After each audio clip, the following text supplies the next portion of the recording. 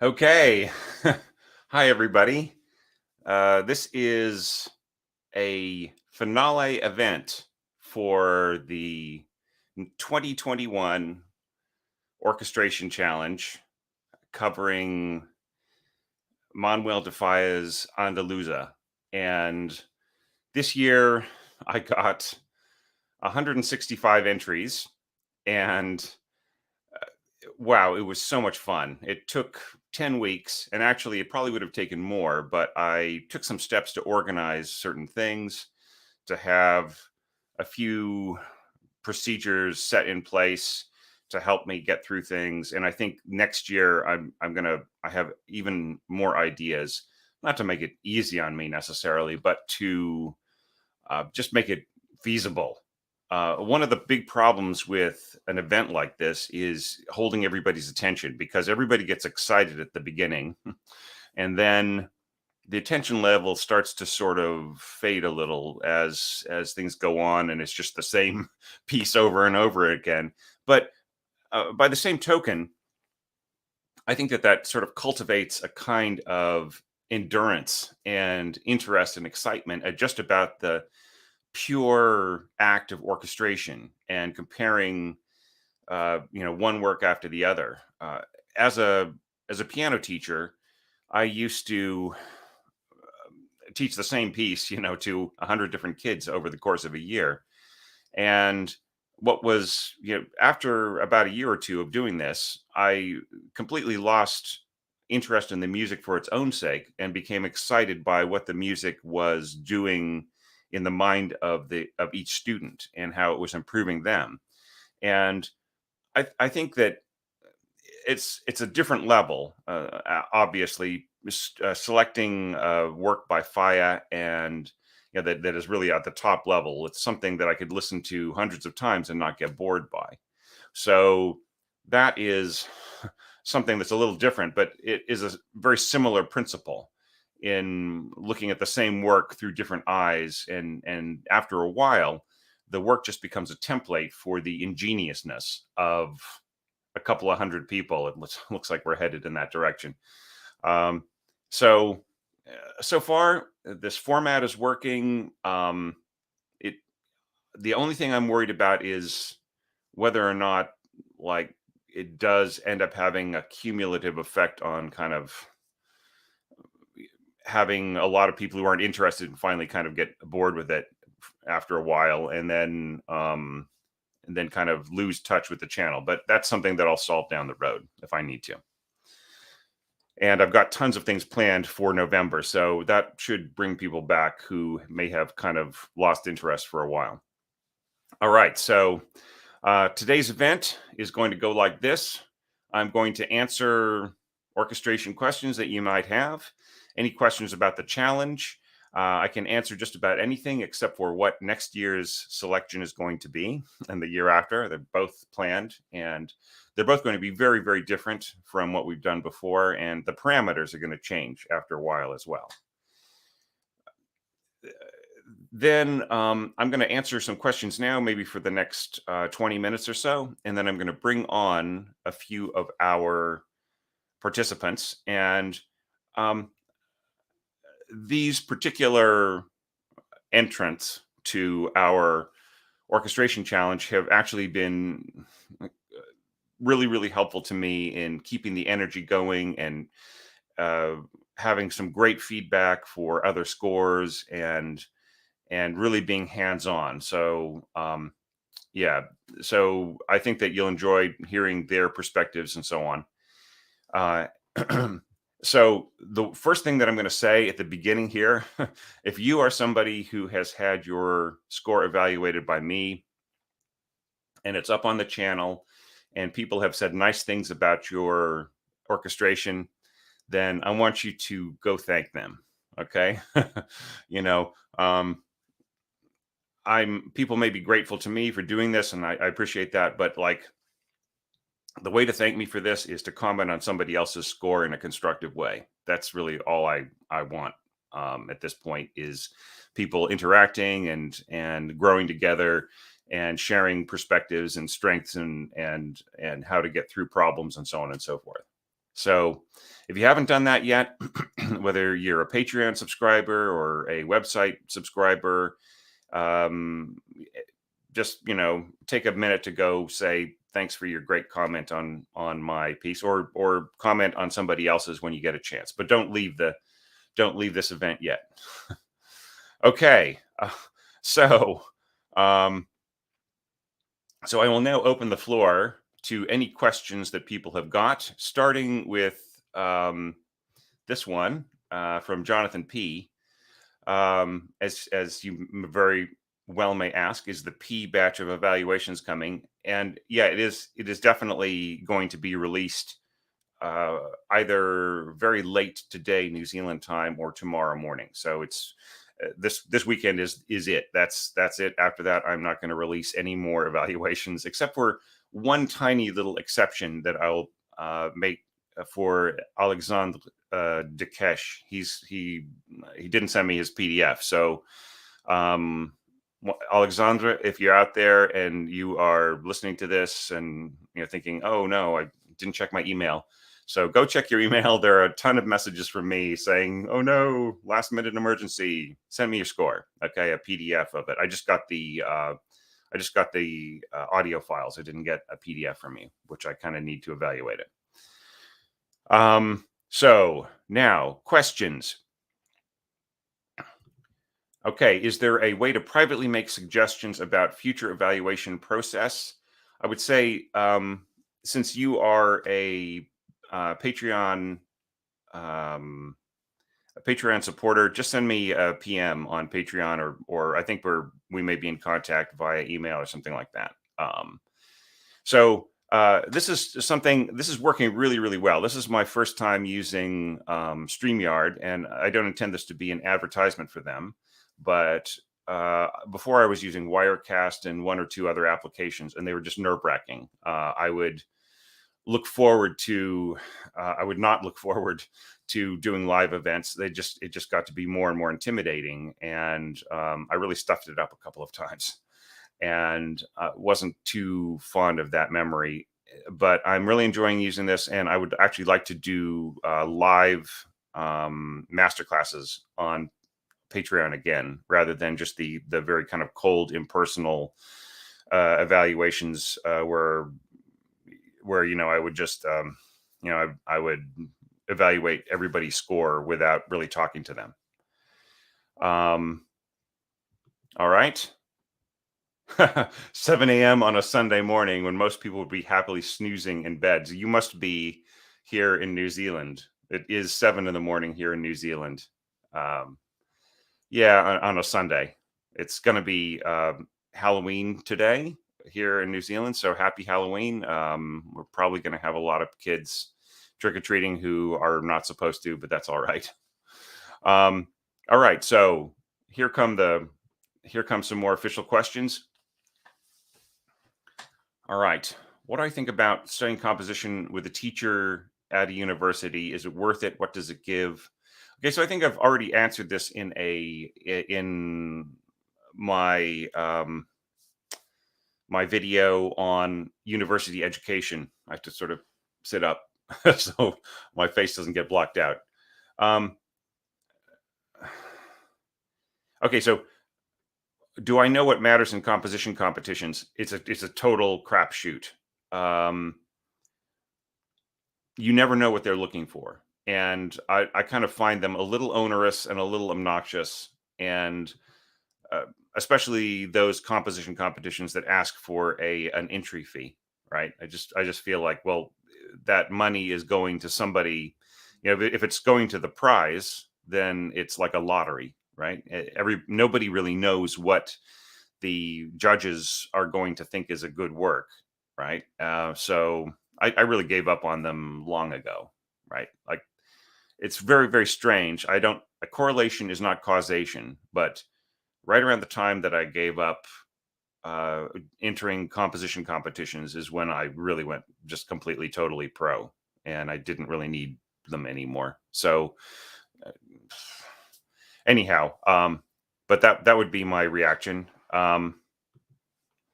Is there anything? Hi, Michael. Is there anything you would change in your own orchestration after seeing the entries? Uh, I would say probably the only thing that I would do would be to possibly make certain gestures a little bit more direct. I was impressed by the real directness and the force of a lot of orchestrations. And I felt like maybe I'm just not.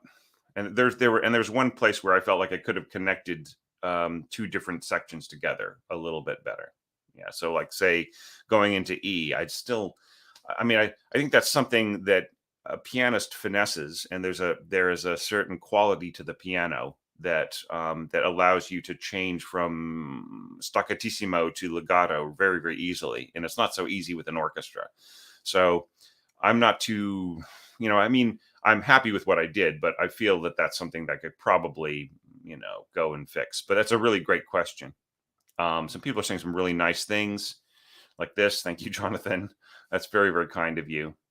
Um, all right. So this is a really great question. How do I choose which pieces to feature for the challenges? Do I make sure that no orchestrations of the piece exist? That's part of it.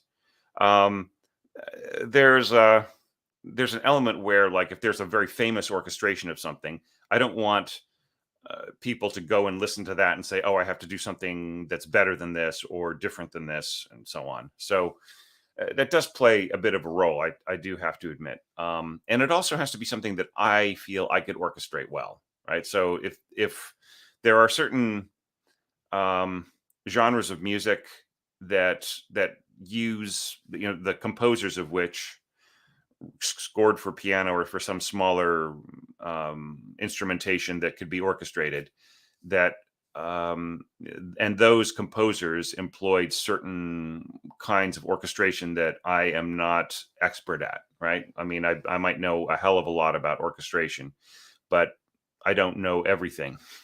And I also don't have a kind of a familiar style. But saying that, I mean that's not to say, oh, Thomas doesn't score atonal music. Not at all. I scored my own atonal music, but just there are just certain things. There's certain composers and orchestrators that are doing things that it's not really part of my language yet. So that's probably something that I might also um, maybe save till later, till I'm doing more in that style.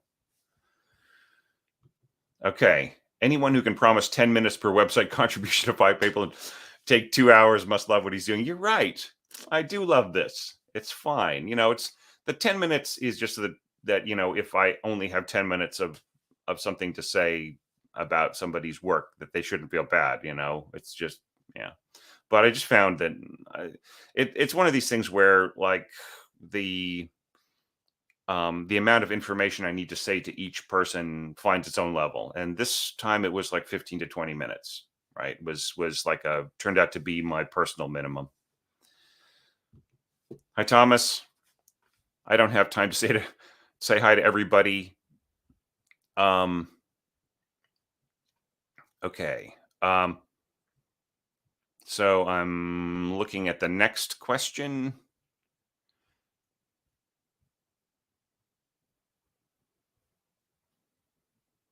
All right. So some great questions coming up here. Thanks, Stephen. Has this round of evaluations generated in your mind 10 more orchestration tips, do's or don'ts? Or yeah, like uh, yes, I've thought of more orchestration tips, and yes, I've thought of more like 12 more common scoring errors. And there were just certain things that I felt that I hadn't made clear enough. I thought that I had kind of covered certain points, but I think I really need to underline them. Things like, scoring very engaged harp parts during fortissimos, right? Fortissimo tutis, things like that. Just some of it I have to be really careful because, like, what I think of as a basic thing is something that is complex for other people. Um, so like for instance, that was something that came up. So any issue that sort of comes up repeatedly i- is the 12 common scoring errors is sort of a way of me trying to cut down on just saying the same thing over and over again. and I will think about that, and I think I'm going to make just one more. Not I don't want to keep doing these over and over and over again, because I think that's like what I need a manual to you know you need to take a course in order to do the orchestration challenge. That's not what I intend. But yeah, but really, really great. And some of those are going to come up. All right, so I'm going to make just a very small informal announcement about this. Okay, people have been asking whether or not I'm going to do another book of tips, and yes, I do have one planned. There is going to be one more book of orchestration tips, but everybody's just going to have to, it was 5 years between the first one and the second one, so it's probably going to be another at least a couple 2 to 3 years before I release the third one, and I think that will be the last one. In fact, I think the title of this one is going to be 100 Last Orchestration Tips, but that doesn't mean those will be the last tips that I write. It just means that format of the ebook and so on that will be the last one in that format. And then what I might do after that is collect them all into one big book and add more. Right. So, okay. I'm just going to really quickly touch on this. Can you explain the differences between patrons? I read your website, wasn't sure. Yeah, so there's a problem with that page, and that is that it has a fold, right? You have to click to kind of read everything below the fold, and that has a lot of FAQs and things like that. So the main thing is just how much of your score might I evaluate if you had something for me to look at in the group. And what are the benefits and so on and so forth, and those are all listed on the website, but you kind of have to you have to click around a little bit to find them. It's a really complex. I'm trying to make it as simple as possible, and yet it's too complex. What I can do, consider doing evaluation videos of people's original compositions. I do that on Patreon, and this year I've totally dropped the ball. So this is my explanation, my lame excuses to everybody on Patreon who's been waiting for several months for an evaluation. And that is that I was not expecting that I would be rewriting 100 orchestration tips. And I was not expecting that it was going to be as much work as it was. And Sam, if you're out there, my webmaster, Sam Heyman, he helped me like step by step through this and reformatting the pages and getting everything ready, and then building like a website that universities could use and as like just as a as a standard just as a resource. So that all happened, and it just kept using up so much time. I didn't think it was going to take as much time as it did. So now we're getting back on track, going towards 2022, and I will talk a little bit more about future plans and things that are going to come up next year after we have the chat with our orchestrators who are waiting patiently in the green room.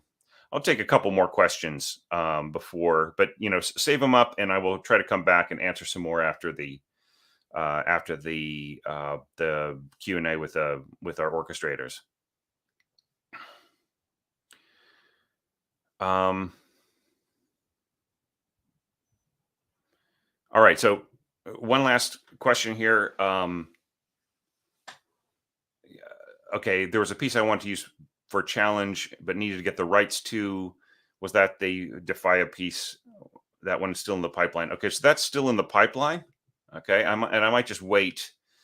If I keep doing these challenges for years, then eventually it's going to be public domain. But the thing about it is that it's from a country and from an estate, both of which are extremely protective. And I think it's the kind of thing where I could approach them and I could ask permission in a very polite way and still get a lot of pushback and really be suspected. And people have very angry, kinds of response to me using that music.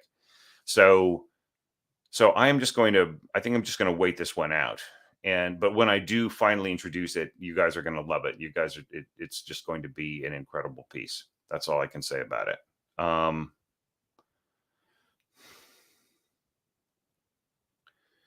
right. So Jeff, would I consider more instruction on the step-by-step process if I used another piano piece and create videos? Okay. Well, I think that I already do that with like my own, like when I, with the, like, for instance, orchestrating FIA, like, so like all of these at the beginning of the evaluation phase of all of these orchestration challenges, I will release a video of my orchestration of the work, and then I'll explain step by step how I orchestrated it and the decisions I made and why things work, and and what I still feel that I could improve and so on. So I think that I don't think that I could, like what you're suggesting.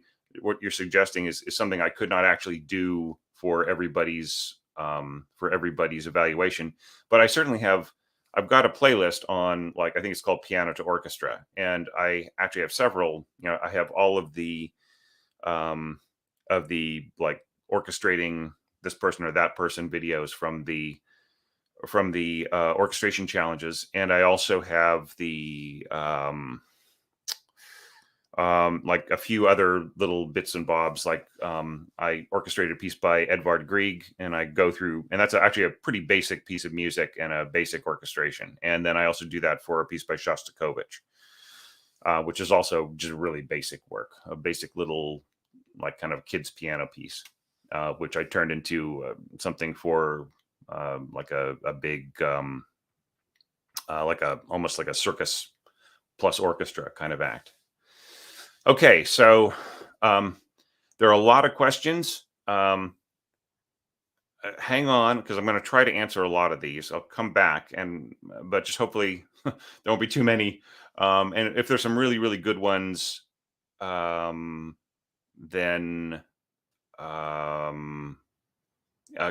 okay. Can we know the country that I'm talking about? No, you can't. Sorry. I don't want to give anything away. Okay. All right. So yeah. So with that, let us bring on our orchestrators. Okay. I'm just going to add them all to the stream now. So Anthony, welcome. Jesse, hello. Justin. Hey. And I'm going to put on my headphones now.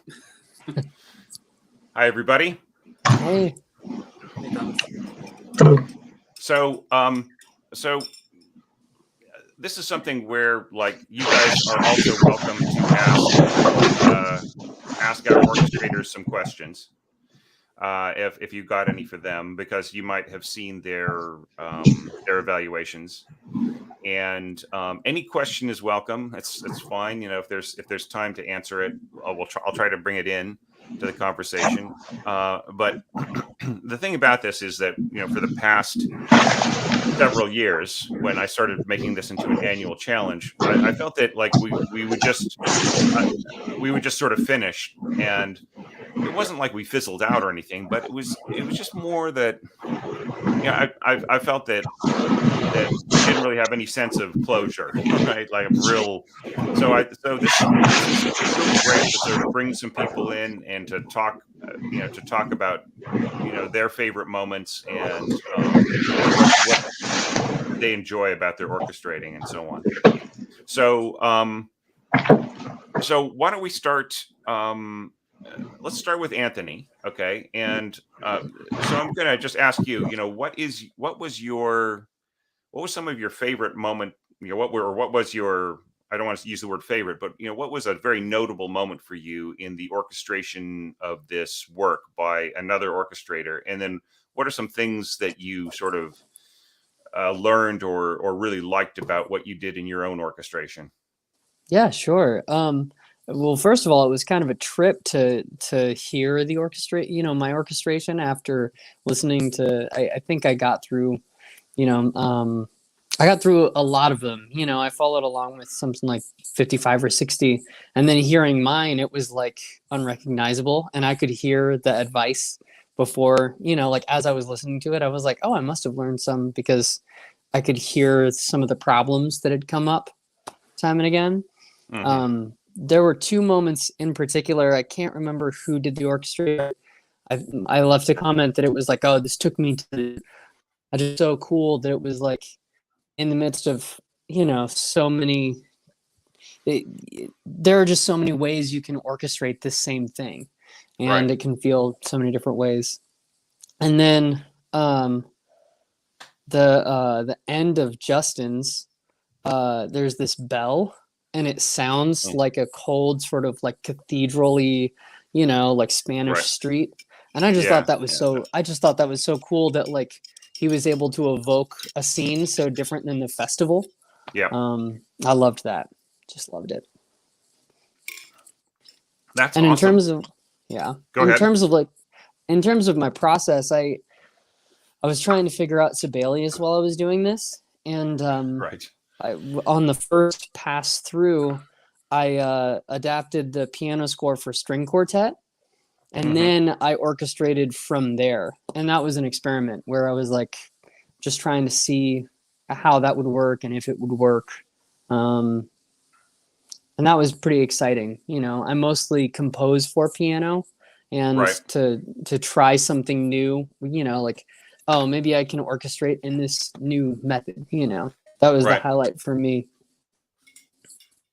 Yeah, you used a huge orchestra. I was just like, that just had so much guts. I thought that was really amazing.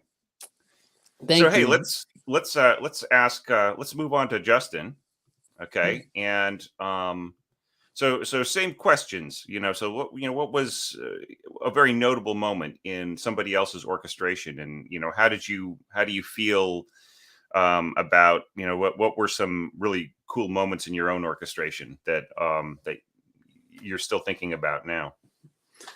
Thanks. Thanks, Anthony, for those kind words a minute ago. But also, there were a couple of moments that I thought were really interesting.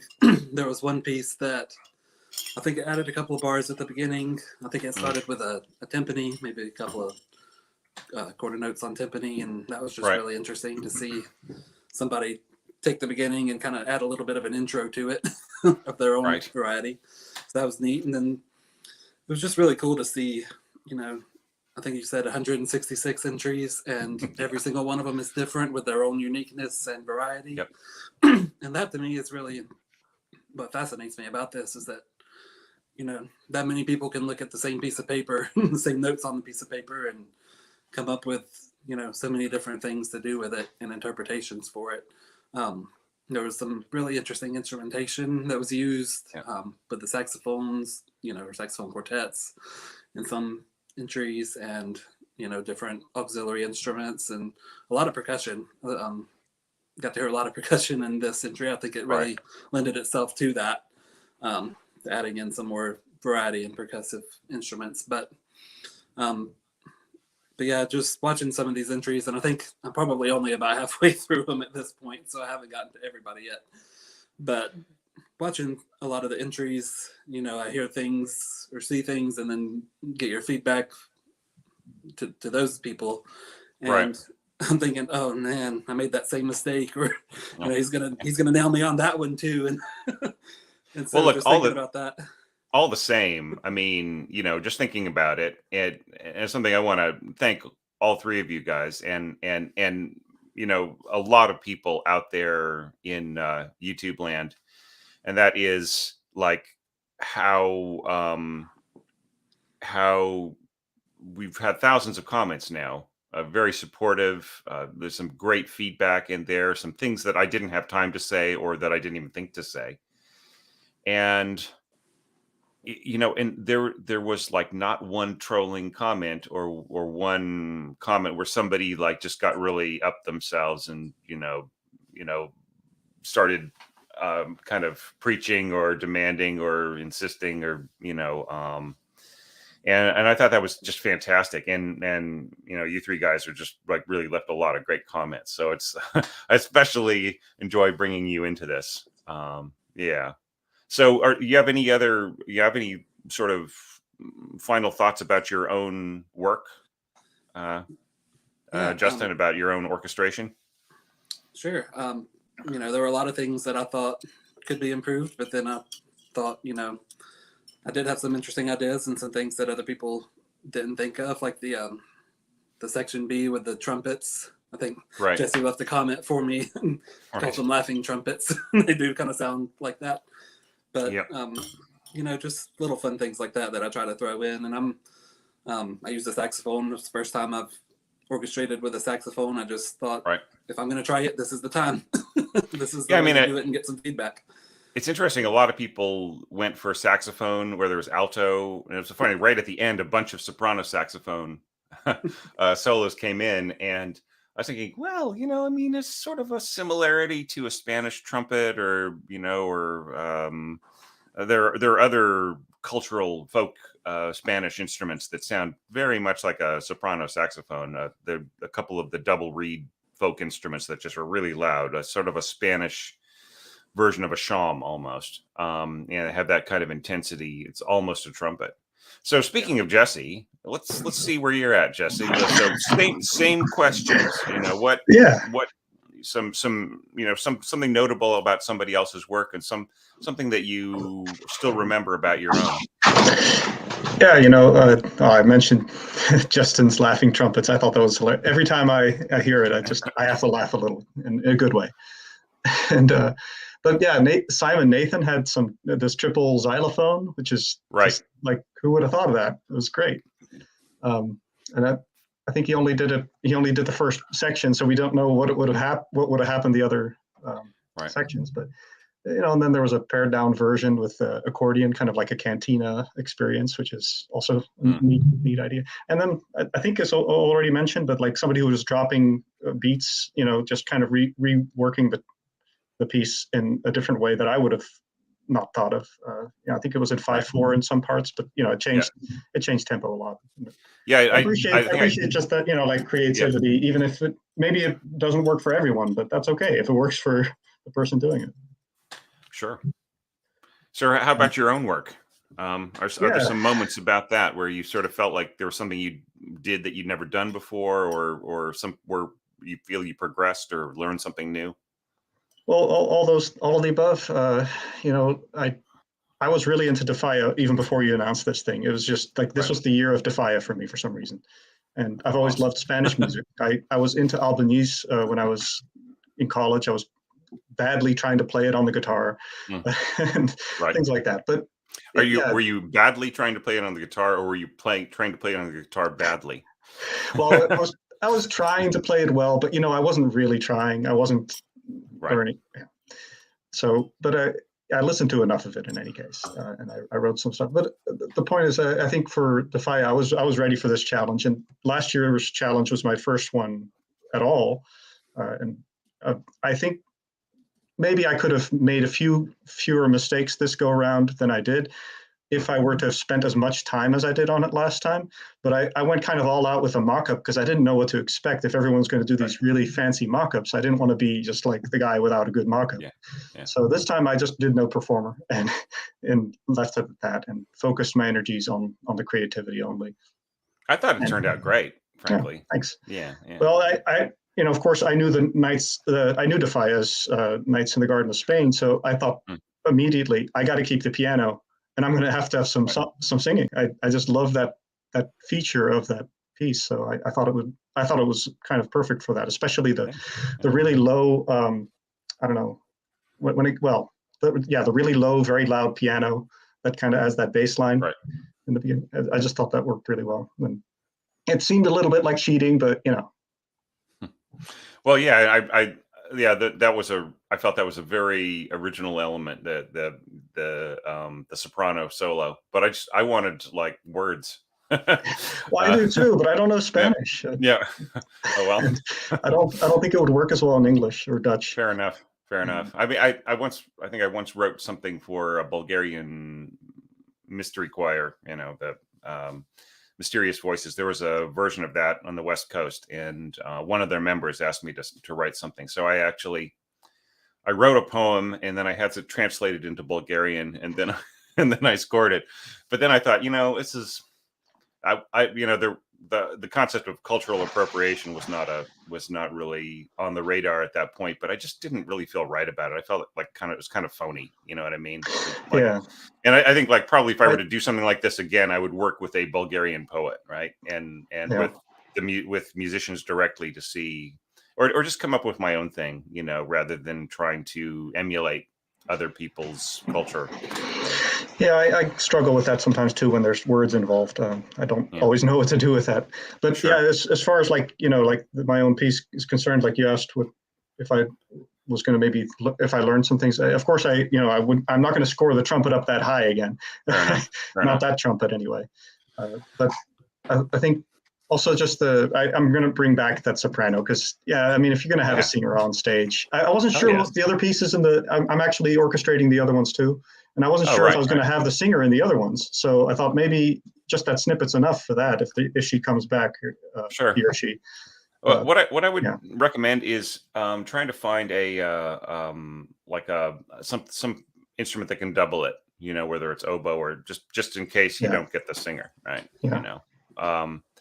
So some people are starting to ask questions, and Eustace asked musical backgrounds, any formal education, professional or hobby, and let's go alphabetically. Okay, so starting with you, Anthony.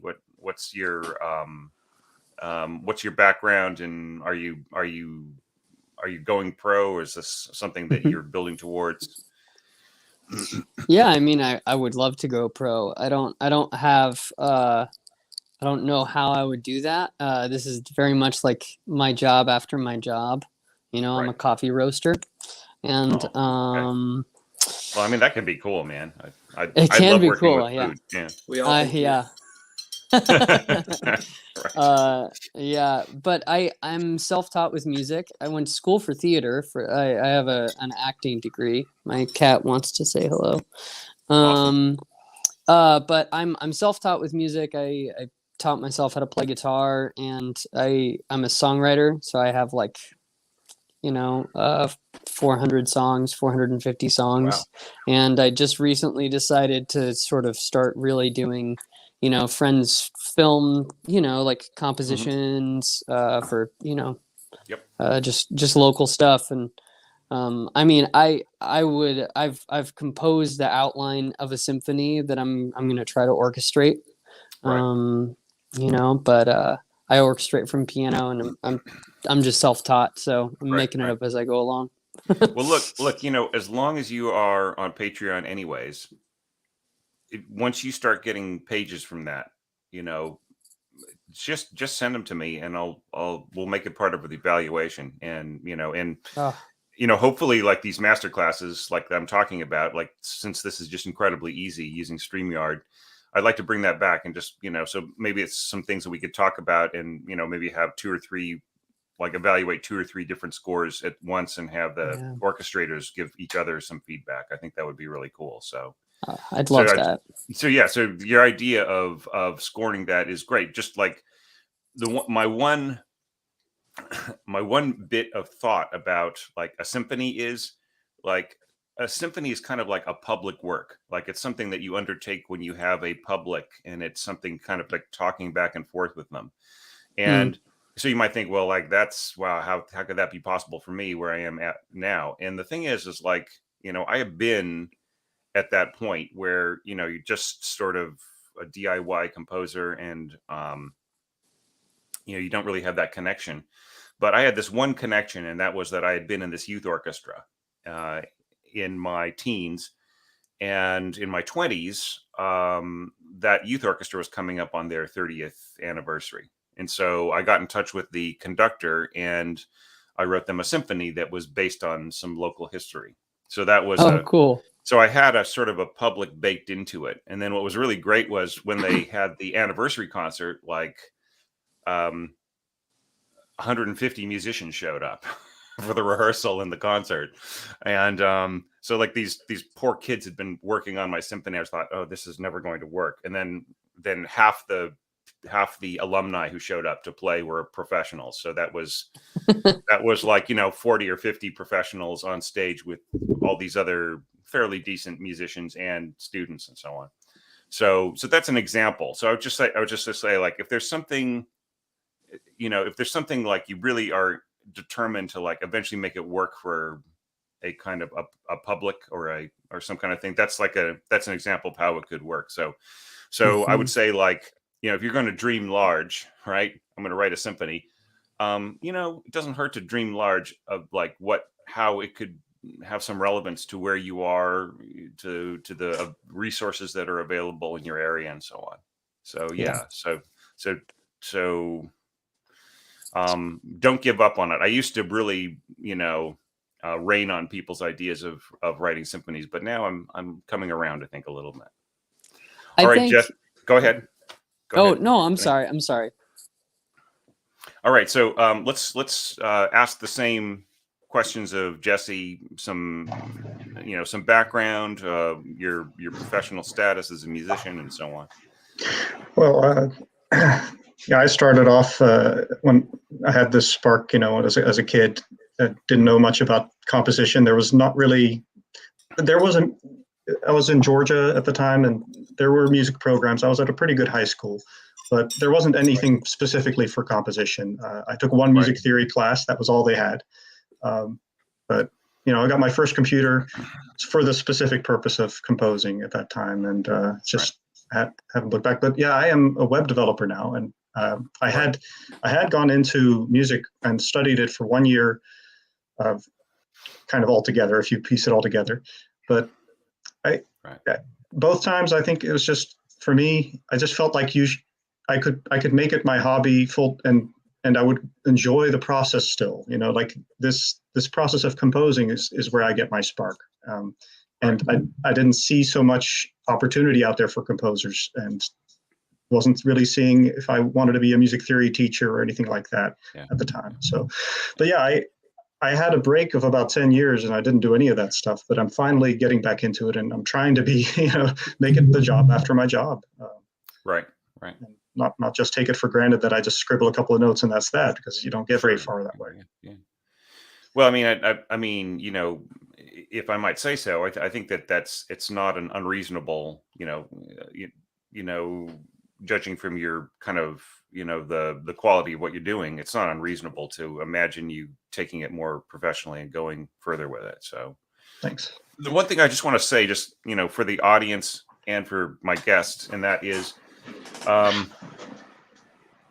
there's a sort of a tendency for people to kind of think of professionalism as being kind of this sort of height that you need to aspire to and to achieve. And, there's possibly, some snobbery involved with that at the top and so on.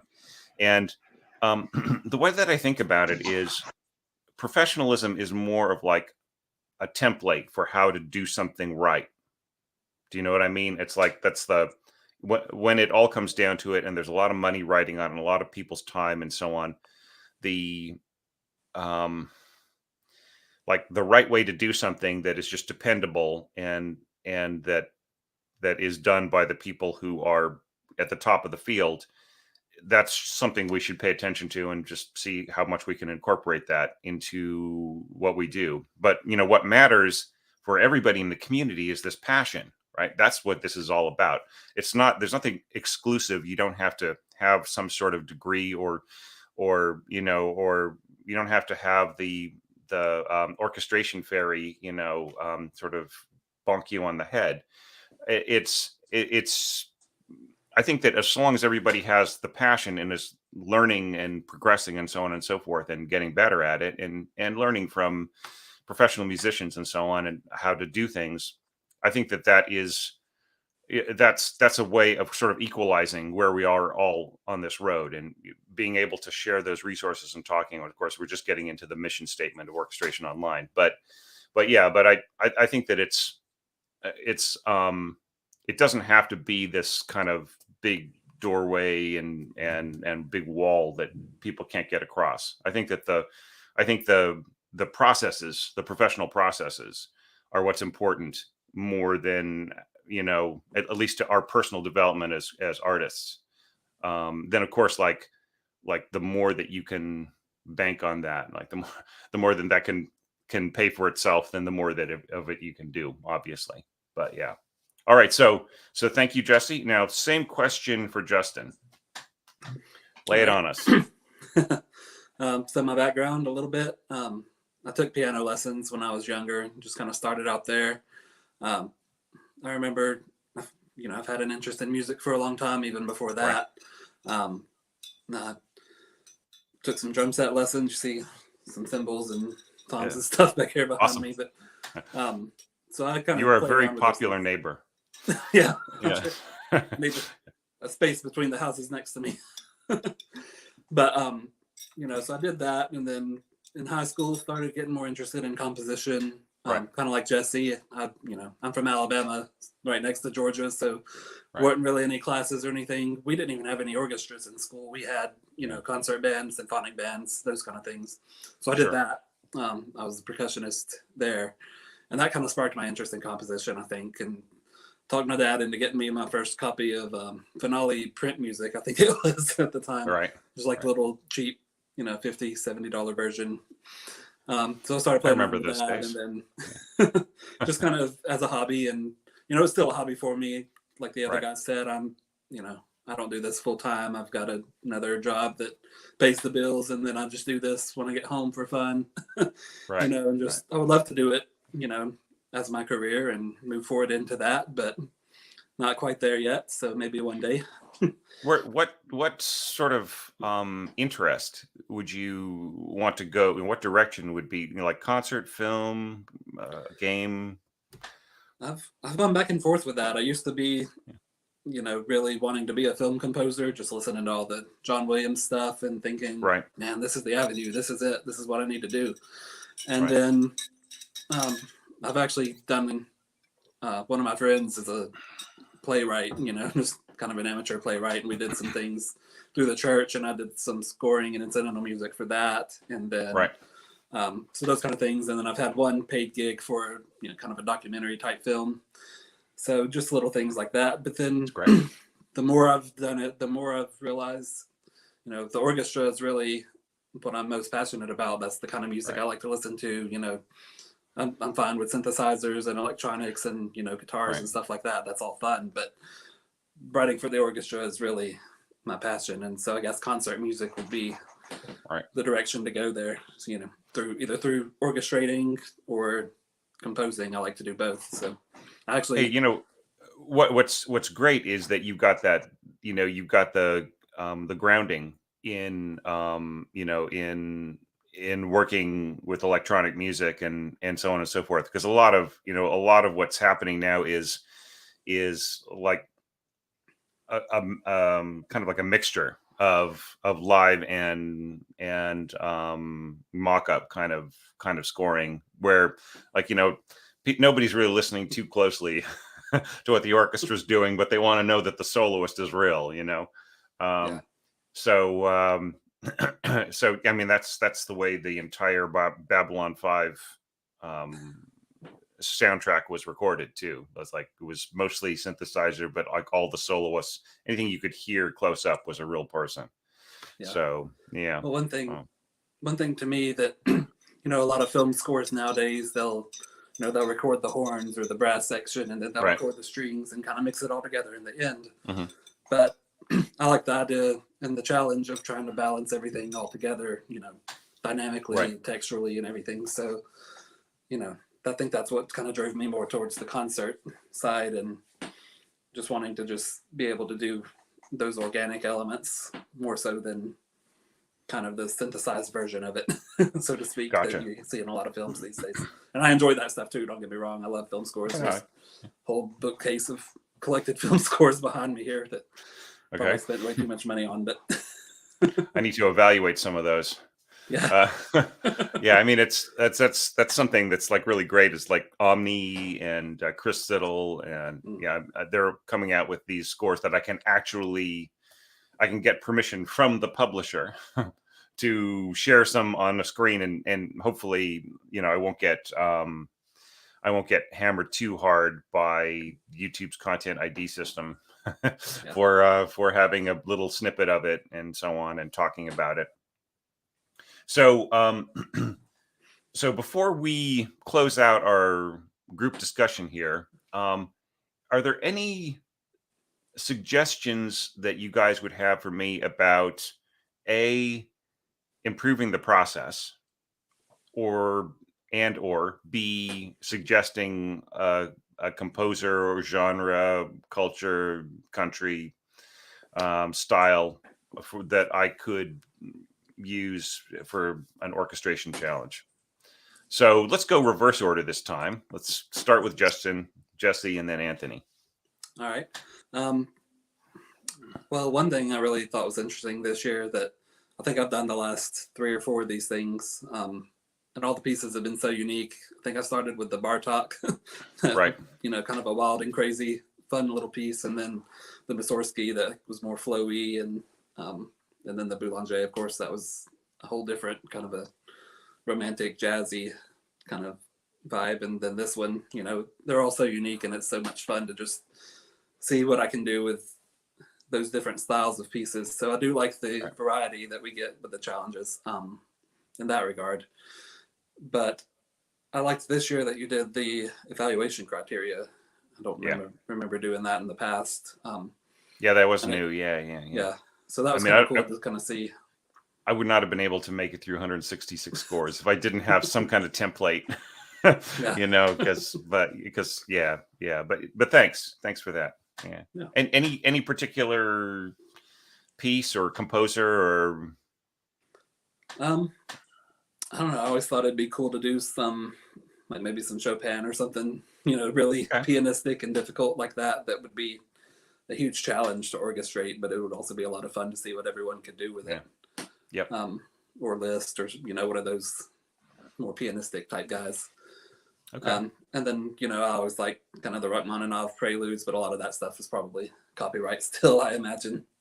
No, it's I think for the most part, like except for Rachmaninoff's later works. So probably anything before the 20s or up to the mid 20s. The sort of the Mickey Mouse cutoff is like getting later and later now. We're getting up to 1924 or 25 or something. Soon Mickey Mouse is going to be public domain. So watch out, Disney. So Jesse, some thoughts and any particular suggestions or about improving the process or composers that you think that are worthy of attention?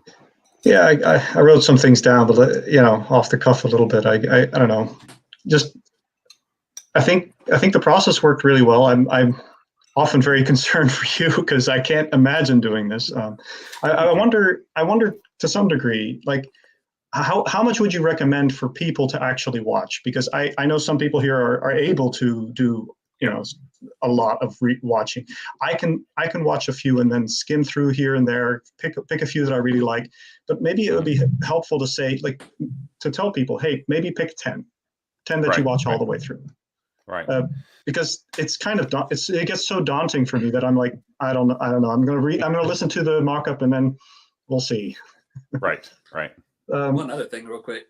I'm sorry to interrupt, but I just thought about what you did with the Patreons this year, where if they're not doing the full evaluation, you let them kind of pick which sections they wanted to do. So that kind of added some variety into the evaluations that made it a little bit interesting. Yeah. So it's not the same, 16 or 20 bars over and over again. I mean, the thing that I was really afraid of was that I would, not so much that it would get boring, but that I would start to get flip. It's just like, I would just, we've all, I was afraid that I would say things like, well, we've all seen the problem here.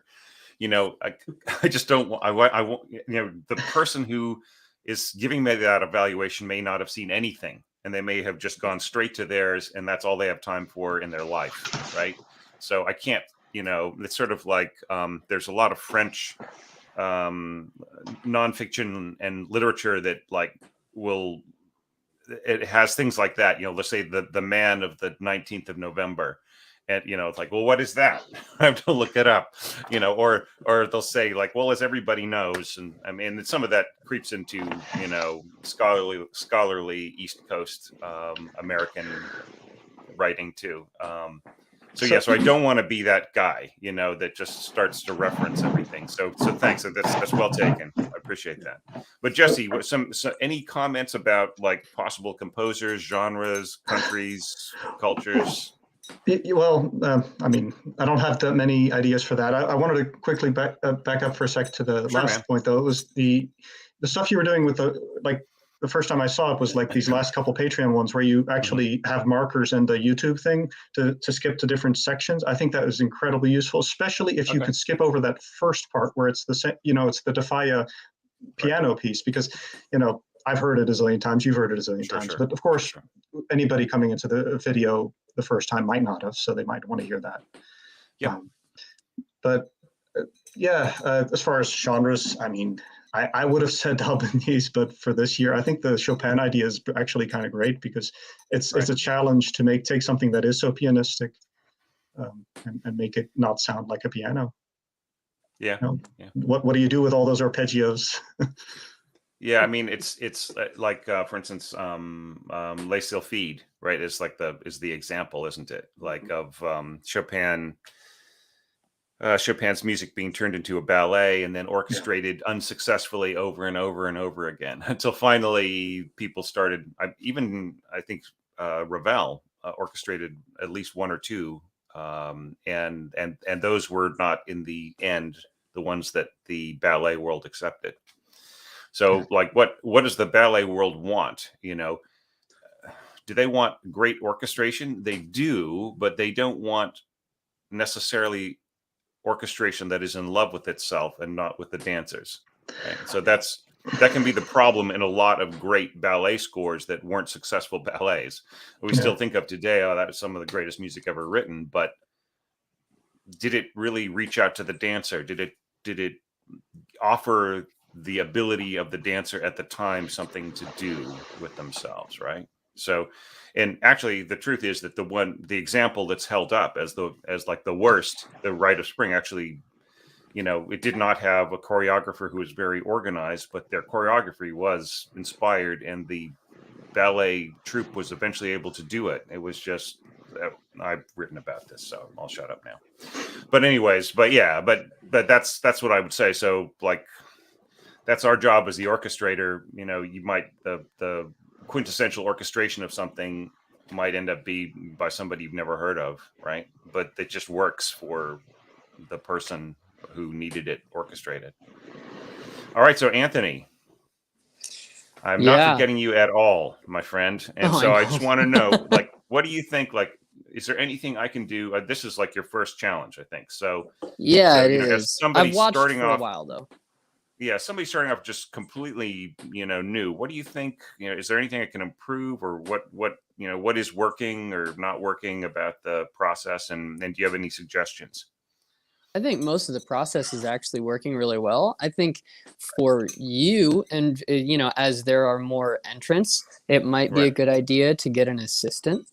Maybe somebody who is like a staff favorite who can take over the website entries or something, because like I don't see the group getting smaller necessarily. It would be hard. I feel like it would be hard to find somebody. It would have to be somebody that you'd be like, oh, you're at a level where you can actually do this. But that's the only thing that I can think of that would make it better. I thought that the process was really nice on this side.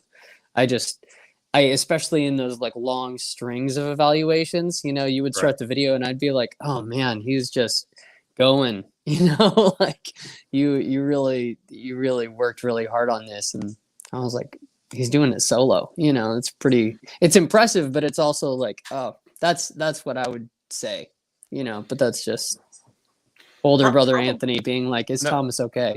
Sure. No, I appreciate that. The actual truth about this is that I would miss giving up that role in any way to anybody else. But there is one thing that I probably could get help from. And as you can see, there's a piano behind me, and that's my son is learning to be a musician right now, and I'm teaching him piano, and it's just cool. It's just a wonderful, wonderful thing for me. He's the last piano student I'm ever going to teach, and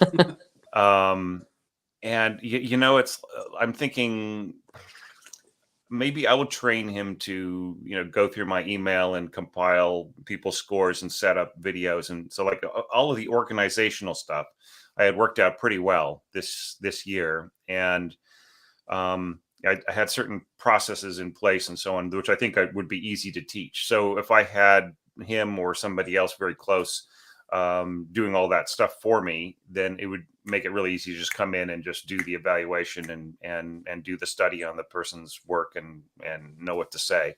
Yeah. Once I started the camera rolling. So yeah, but I mean it's well taken. I mean, I appreciate that. On this side, everything is really smooth. On this side, everything is really nice. And I thought that the organization of it was really great. Yeah. You had something to add, Justin? Yeah, I was just going to say, I think I remember back to one of the earlier challenges. I think it may have been the bar talk where you had Gordon Blaney Jr. I think it was him that kind of went through stuff for you beforehand and kind of gave some quick feedback about, you need to change your score order, or, this may not work. You want to change this. Just, some of the more basic generic type things before they kind of hand it over to you for the more in-depth analysis of it. That is a good point. And that's actually something that I think I want to implement, whether it's somebody else doing it or me. It would be nice to have enough time to look at everybody's score and say, listen, I need this in this format, please. Or, hey, did you score everything transposed onto a non-transposing score? That was the problem with one entry, which I just really feel bad about. I feel that's the one evaluation I feel like going back and redoing, is that somebody scored something out that was in transposed pitches, but it was on a non-transposed score. So it just ended up sounding really, I mean, it sounded beautifully weird. And I was thinking, I don't know if this is intentional or not, but it is amazing. I think I know the one you're talking about. I just thought it was stirring, but like even without those results, it was very, very cool. So like, I don't know. I don't like to redo anything, but maybe that's one that I could revisit. But anyway. So finally, Anthony, you kind of get the last word here on any suggestions of material that I could possibly explore in the future for these challenges. So any particular composer that you've always wanted to orchestrate or think that would be good for the community to take a crack at? I mean, Debussy is my guy. I really love Debussy. And I think that there are a couple pieces in his piano images that really, there's so much going on, and there is so much inner movement, like specifically in Reflections in the Water. And then I think it's like Light Through Bells, or like Abandoned Cathedral Bells or something like that. Both of those there's so much going on and they're so evocative. I think that's what I would say. I would love to work on one of those. Okay. Well, you guys have probably noticed that I'm sort of pacing my stylistic kind of, I don't want to do like a bunch of French composers in a row or a bunch of Impressionists in a row and so on. Right. And you did just do Ravel and Boulanger. Yeah, that's right. Ravel, Boulanger, but then of course I also did Mussorgsky and Bartok and so on. And it would be nice to do some American music down the road, maybe an early work like maybe Amy Beach, or maybe an early work of Copeland or something, some other kind of thing. Or maybe something by Charles Ives, or I'm digging back into where American music becomes very, very, just like really starts to catch up with the rest of the world and has that really beautiful orchestratable quality, right? I mean, there are some really fine American composers before, but they tend to sort of follow some European styles. Yeah. And like, you know, if they, like, for instance, like his name of this great composer sort of escapes me right now, but he was really kind of a follower of Edvard Grieg, right? His piano concerto sounds really much a lot like the Grieg concerto. So like if I'm, you know, I'd rather go and orchestrate something by Grieg, right? Yeah. Rather than somebody who's really influenced by him. But yeah. What Anyways, about some late Brahms or something? Because yeah, that I would be mean, fun.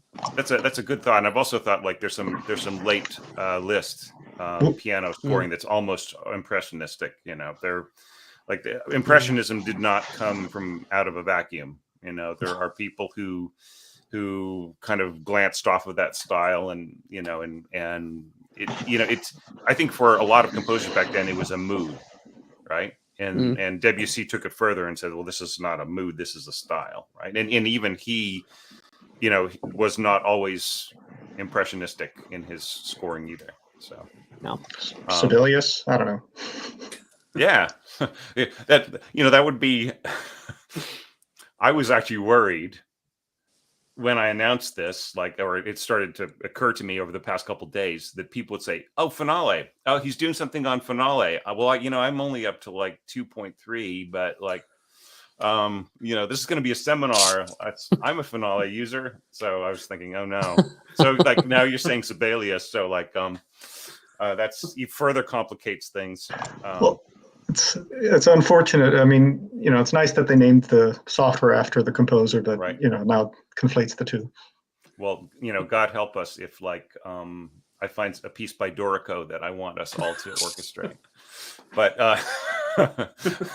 but yeah, I mean, I've got to learn Dorico. There's just, the writing is on the wall. You know, I would like to be able to offer everybody a template in, you know, pretty much all commonly used formats. It looks like Finale is starting to fall off the cliff now, but yeah, I was a but at Finale least, user for many years, and yeah. I actually really just learned Dorico this year, so I was struggling with that a lot with this challenge too. Okay, well, I mean, I think I'm going to try to have Dorico templates and Sibelius and a good music XML that that doesn't like drop things, if that's possible. So thank you guys so much. This was so awesome. This was a great way to wrap this up, to just really talk to the people who I evaluated. It means a lot.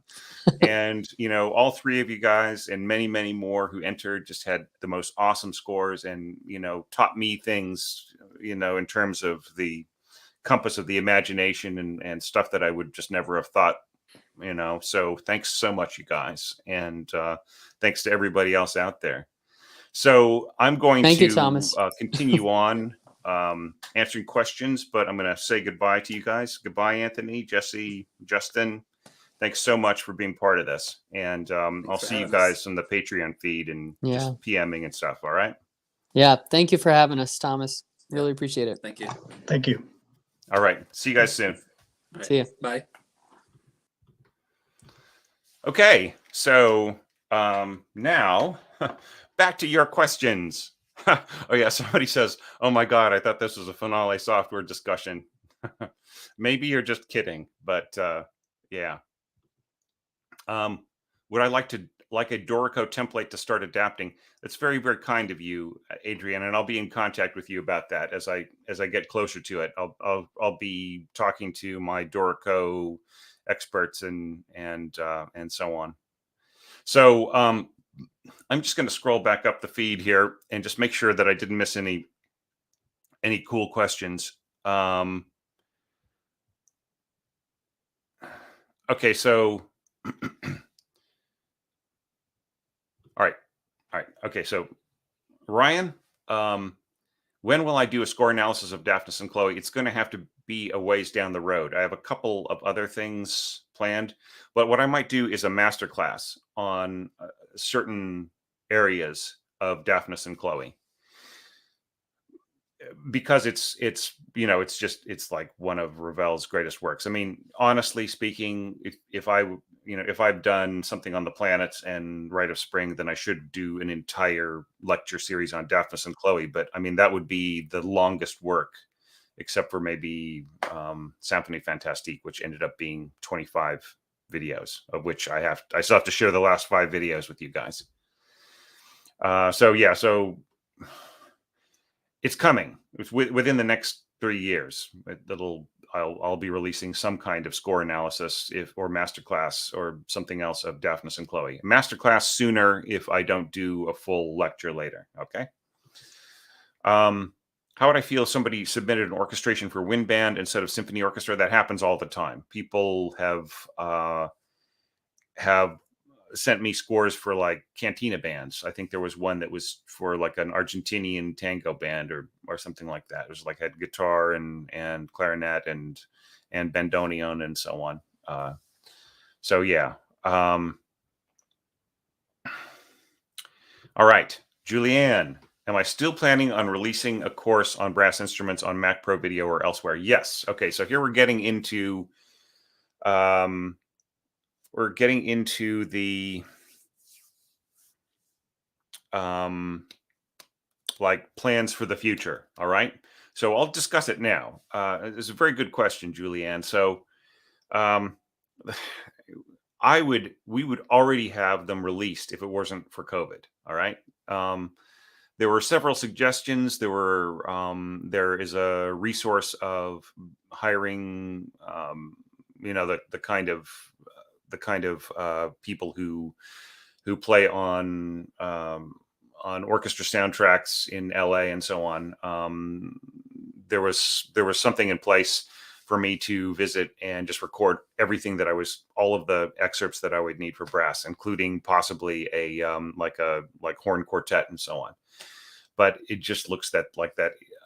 I can't, if like I was mentioning before, if I travel to, or I didn't mention this to you guys, but I was talking about this before to my guests.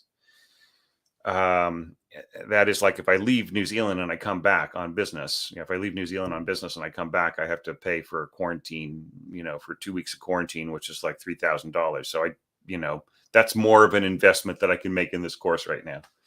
So, so this is the way that it's looking right now on the brass courses. And that is, I'm trying to put things in place, so that hopefully within about a year, the first course is going to be released. So it'd be 105, the brass section. And then hopefully the following year, there would be 2 different courses. One is going to be concert horns, tubas, and band brass. So that'll be one course. And that's talking about conical brass. And then there would be a final course dealing with brass, which would be trumpets and trombones. So, it has, notice that there's a sort of a 3-course approach, similar to the wind instrument one, where I did the entire section, talked about the similarities of the instruments, all the things that they do, their roles, and everything else. And then the second 2 courses dealt with the instrument groups individually, and what was unique to them and what were their specific roles and so on. So that's the shortest question I can give you that has any kind of detail. But just because of COVID and because of a lot of other things I had to take care of, I just was not able to organize anything this year. In fact, Auckland, which is our biggest city, is still in lockdown. So I had planned to record some people on something like, I'd be recording them right now, in fact. But they're just, it's not available. They're not allowed to travel. So, what can I do? So, all right. Can we know the country? No. Did I mention this? Yeah, you can't know the country yet. Okay. All right. So Ryan's asking me, which instrument do I feel I'm best at? Do I feel my scoring would be better if I possessed various orchestral instruments? I don't think that would make any difference, because my approach to learning about the scoring of the instruments always takes it always is focused on what the player can do. What's the common kind of approach and so on, like what's the professional approach and score reading and everything else, and what's possible and what's adventurous and everything else. So I mean, yeah, I mean, I probably would score better clarinet parts if I was a clarinetist, and but I don't think that it would really make a huge difference. I don't think I have to learn every single instrument in order to score adequately or hopefully brilliantly for it. Any more than, Brahms having to play clarinet in order to create some of the greatest clarinet music ever. I mean, hopefully I would aspire to that. So I don't think it's necessary, but I mean, it doesn't hurt. You're seeing the trying to get my directions down. You're seeing my stringed instruments here on the wall. And yeah, so they're all basically versions of mandolins that I have strung. Some of them, like these two right here, are what they call bouzouki, right? And I've strung them to be, they have the same they have the same string length as a mandocello. So I've strung them to be mandocellos, and playing Bach cello suites on them and other things. And then I have a mandola right here, and then this is a very cheap little student mandolin. And one day I want to get something really great that has slightly wider spacing, because I have enormous fingers, so they're really not made for violin. They're more for like cello.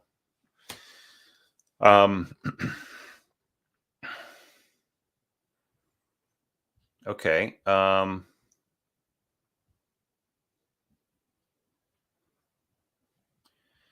Okay, so I would just say, just check out lots of different orchestrations. You say at the moment I'm only doing composition and counterpoint. I feel that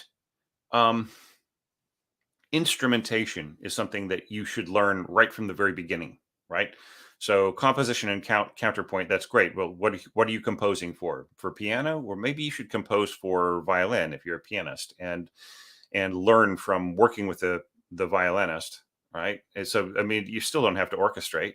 You could just write for violin, and then you can write for two violins, and then you can write for a string quartet, and then you can write for bigger and bigger ensembles and build as you go. And that's I mean, I was orchestrating from age 13, but that was my ambition, and I wrote a lot of very ambitious works. And then I was also writing a lot of chamber, and I felt that I almost built back towards being a competent orchestrator at the same time that the my ambitious scoring was coming along, right? So at the point where those two things met perfectly, that's when I became, I feel, a professional orchestrator. Okay. In recording, is it the amount of strings or the balance of the orchestration, or the place of the mic? I mean, it's really up to the recording engineer. The amount of strings has to do with the texture as much as the balance, right? Because you can always put your brass section behind panels or record them later or whatever. There's a bunch of different things you can do. The last big Hollywood recording session that I attended had a huge string section. It was really big. Must have been about, I'm trying to think, maybe about 60 people, 60 or 70. So it was like a standard large orchestra. And it just had the most beautiful sound, and those players were just so coordinated. The thing that I remember about that session the most was that there was like the craft services table, which is part of the union contract for the musicians. They have to have snacks and food, and everything else has to be really, really good. And nobody was eating it. It was untouched, And I was thinking, well, those that food looks really good. I wonder if I could sneak a bite, but maybe I'd be breaking union rules if a non-union person was eating the food. So anyhow, it was very, very cool though. Great. And they had a bass oboe player there who had like a standard Luray bass oboe. All right. I bought your ebooks. I was not yet ready for the challenge. Get yourself ready and join me in 2022. Okay. I'd absolutely love to have you included.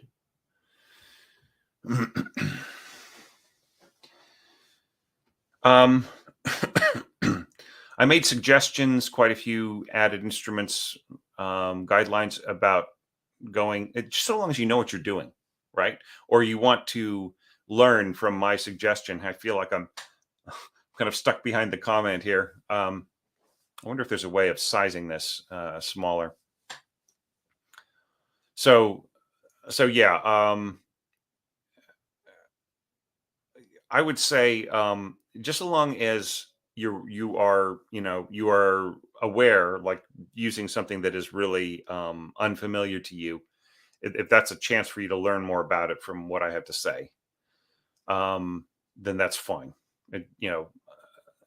That it's all good, just as long as you have like a really clear idea in mind of what you want to do, then that's probably the best. Who are some contemporary composers that you consider to be great orchestrators? Well, I think that Sam Adler is a great orchestrator, who wrote the study of orchestration. I think David Diamond, who actually passed away not too long ago, was a fantastic orchestrator. I think that Alan Belkin is a great orchestrator. I think that, see, we're talking about concert music.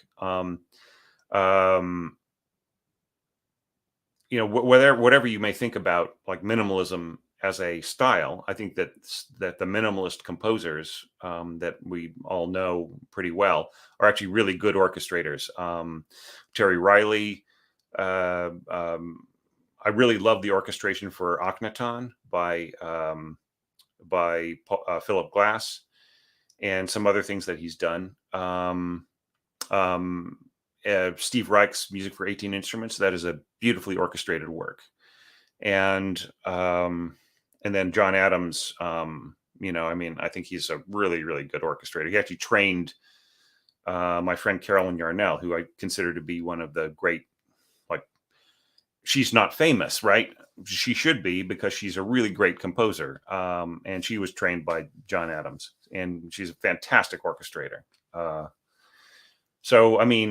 Contemporary composers, I think that there are a lot of great ones. I could keep listing them, and you'd say, well, that one just died, or, and I think that there are some really great orchestrators working in the business, like Conrad Pope, right?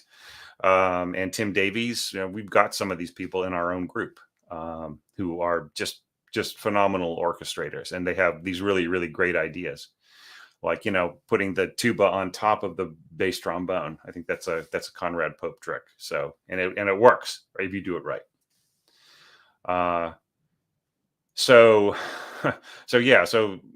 There are some there, and I could keep going into like more and more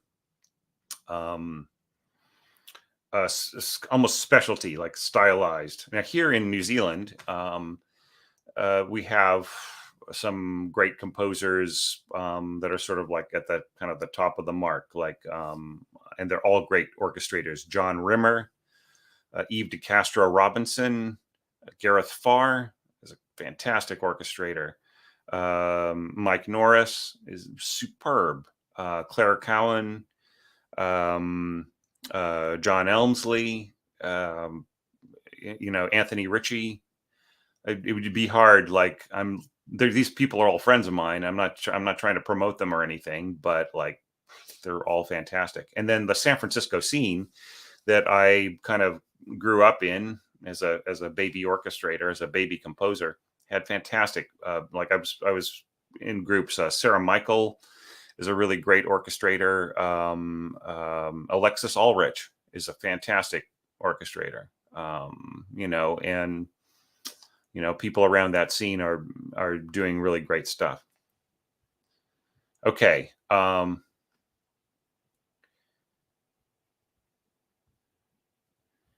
Okay, so I'm going to drop down here to more recent questions. Okay, so I'll just answer one more question here about Patreon, because I want to make a new video about it. I do have one, but it's really out of date, and I'm doing things really differently now. Patreon subscribers can have personal scores evaluated. Can you say more about that? I do mention this like at the end of the videos. It's like 3 pages of your score, 6 pages of your score, and so on and so forth. So it's kind of like by the dollar amount per video that's supported, and so on and so forth. Up to about 8 pages of score, which is about as much as I think I could handle in a masterclass. So yeah, it's just it's very similar to these evaluations of the orchestration challenge.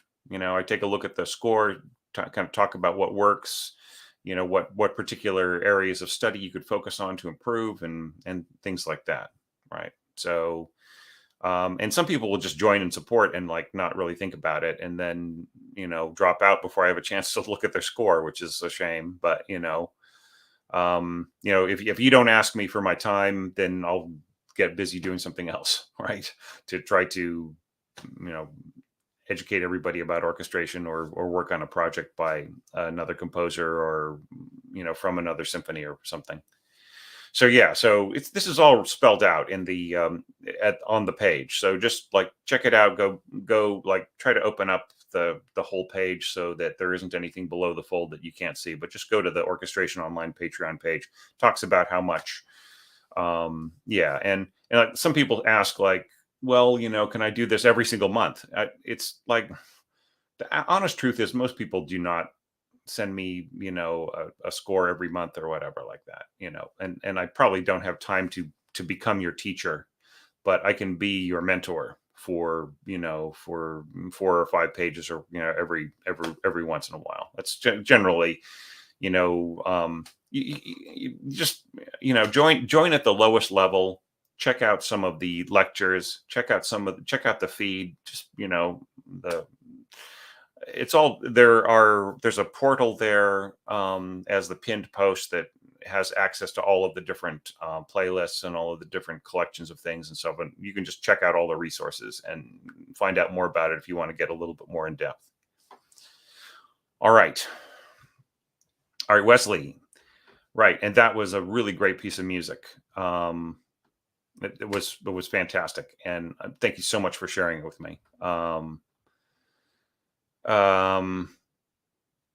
right, so let's drop down. All right, exactly. Yeah, I mean, if you're doing it for the love of it, who should ever mock that, right? That's I mean, before I became a pro, I was an amateur, and I was extremely serious about what I was doing, right? And I did not think of the word amateur as a, so long as I was reaching towards the professional way of doing it, that qualified what I was doing. And, talking about whether or not I was doing it for a living was just something that eventually happened as I started getting more and more work. So, yeah. Yeah, Borodin was an amateur. Borodin was amazing. He was a genius. that's where I start. And he was also a great soul. He used to adopt kids so that they wouldn't turn into street people. Like he'd educate them, and he would make sure that they got forward in life when they grew up. So his house always had kids running around in it, and his compositions were always covered in like lab equipment and and medical devices and stuff, and that's how some of it got lost. All right. Okay. All right, so this is bringing up something that is something else that is planned for 2022. And that is a series that is going to talk about how you can get your stuff ready for the orchestra librarian and have them love you. Okay. And that is because I am married to an orchestra librarian, and she is, just like all the other professional musicians who have talked to me and said, "Oh, is there something you can tell your viewers about this or that?" Right. And she's going towards the end of the year with cancellations, reschedulings, recording sessions. The orchestra ended up having to do a lot of things that it doesn't normally do, and that just puts more pressure on the orchestra librarian, and it brought up a lot of things that she thought that would really be worth hearing. And by saying this in such beautiful flowing terms, I am sanitizing to a great degree the general vibe of how she expressed this. But whether it's interviewing her or whether it is breaking down what she said into some real bite-sized kind of factoid, very blunt kinds of advice, then definitely I would like to offer that as a series, and also informed by other orchestra librarians who have also offered some advice, and also bringing in some of what Mola says, just sort of the Mola is the guide for people who are getting their parts ready, so for copyists and for orchestra librarians. Okay, so I'm making my way down this list of questions. People are having conversations about what they've done. That's fantastic. Yeah.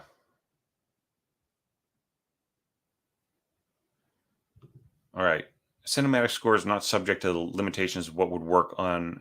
Okay. All right. So cinematic is a quality. Okay. So and it is also a genre, right? And so generally speaking, cinematic scores have certain gestures that we see in film scores a lot. A lot of it is like epic scoring. We're kind of adding a certain language to our to original works and to orchestrated works. So when I see like a big upsweep on the harp, that goes back to Korngold and everybody since, right? In fact, his violin concerto has so many upsweeps on the harp that I just, I was trying to review it once, and I just got really impatient. But I mean, it's still a really fun concerto. I just felt that it was being the way it was being promoted in the program notes of this concert that I went to go see was a bit over the top, and it gave me a bad reaction. But cinematic gestures, like cinematic language, it's just basically the things that we're starting to see in music of certain periods, and that really comes down to how it's orchestrated, right? And so your point here about whether or not something that is really truly cinematic is viable as a live orchestra versus like adjusted in the mixing studio is absolutely. But just because something has a cinematic gesture or a cinematic quality in it doesn't mean that it won't work on stage. Generally speaking, really experienced orchestrator composers like John Williams and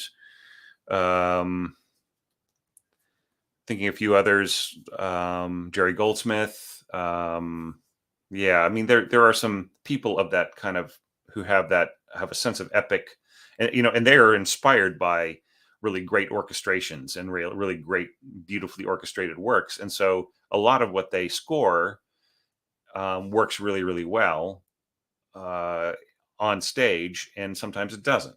Right. And it can be the same composer, right? Can have something that, the only way that it works is if you turn the celesta way up, in the mix. So, it's just, knowing what will work and knowing how things balance is really, really important. And, in an orchestration challenge where we are taking a piece of concert music and scoring it for concert orchestra, which is why the question of balance came up a lot. But I think that if something is generally well balanced orchestrally, whether it is a cinematic score or not, it'll work great, right? I mean, if something that is well balanced for a live concert could work really, really well on the mixing stage. All right.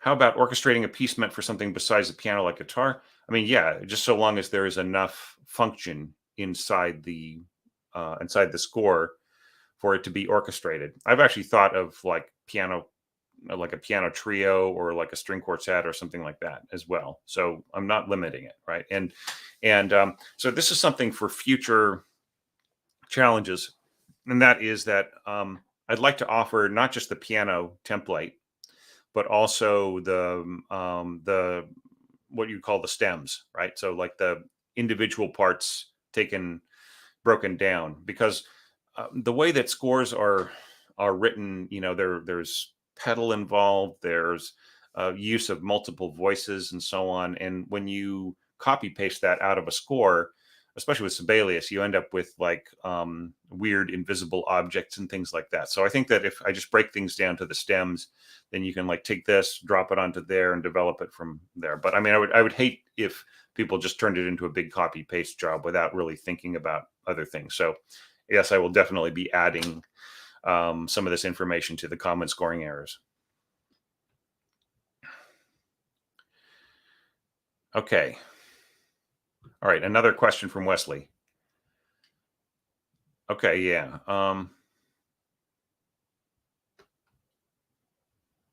Okay, so this is kind of a two-part question.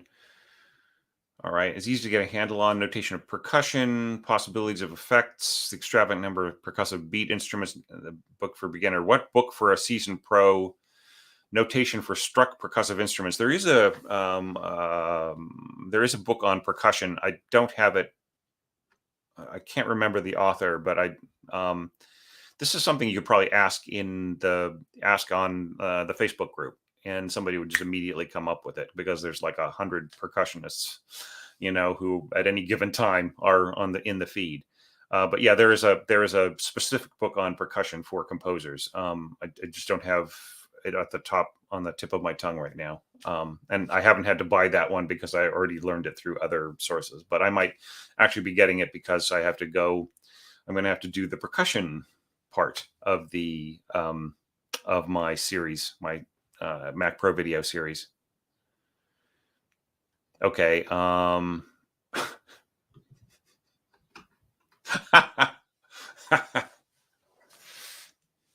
Orchestration Online reaches all over the world to many beautiful places. That's all I can say. All right.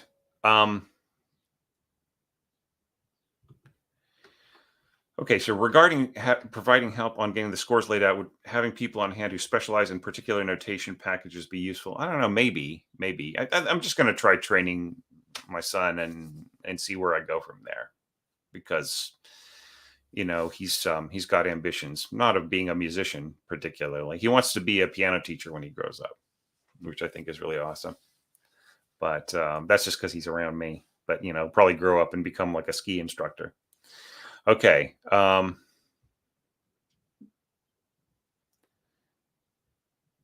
Okay, so now we're starting to get down towards the bottom of the feed now.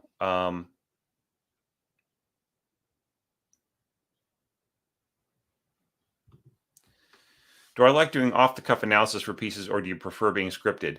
All of my analysis is done in a lecture, a lecture format, where the piece provides the notes from which I literally, but the piece is kind of like my list of notes that I want to cover. So it is all off the cuff.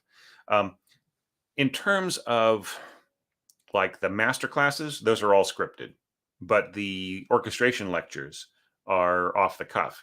The thing about it is that I'm really well aware that if somebody's going to sit there for an hour and listen to me talk about, say, Berlioz or somebody like that, they're not going to want to hear ers and ums and and oh, I forgot to mention this and so on. So it's a combination of me talking off the cuff and coming back and adding things. So what I would really prefer is developing my lecture style so it was more like a professor, where there aren't wasted words, right? Somebody who is constantly talking about a particular topic and does not have to throw in weasel words like this is somewhat, this is maybe, and so on and so forth. Little things that just keep their brain or allow their brain to catch up with what they're trying to say. Okay. Let's keep moving down the feed here. Do I know any orchestral pieces that feature synthesizers with synths as a producer, but I'm wanting to incorporate into my classical compositions? Well, I'll tell you something that's sneaky about this, that a lot of what we consider to be epic film scores, speaking of pieces that are perfectly performable on the mixing stage or on the concert stage, you'd be surprised to know how many of these works, these epic orchestral works, actually have some synthesizer sweetening in them, right? But that's not the same thing as featuring a synthesizer as a, as a normal member of the orchestra. This is more just kind of, it's almost like a mixing tool, like going in there and making a certain section of the orchestra feel idealized by adding, synth strings or some other kind of thing behind it.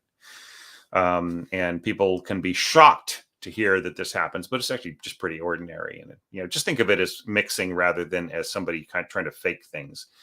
The strings are real, but they're just like, they have been slightly garnished, right? They've been slightly decorated with this sound to sort of make them conform to a certain kind of timbre.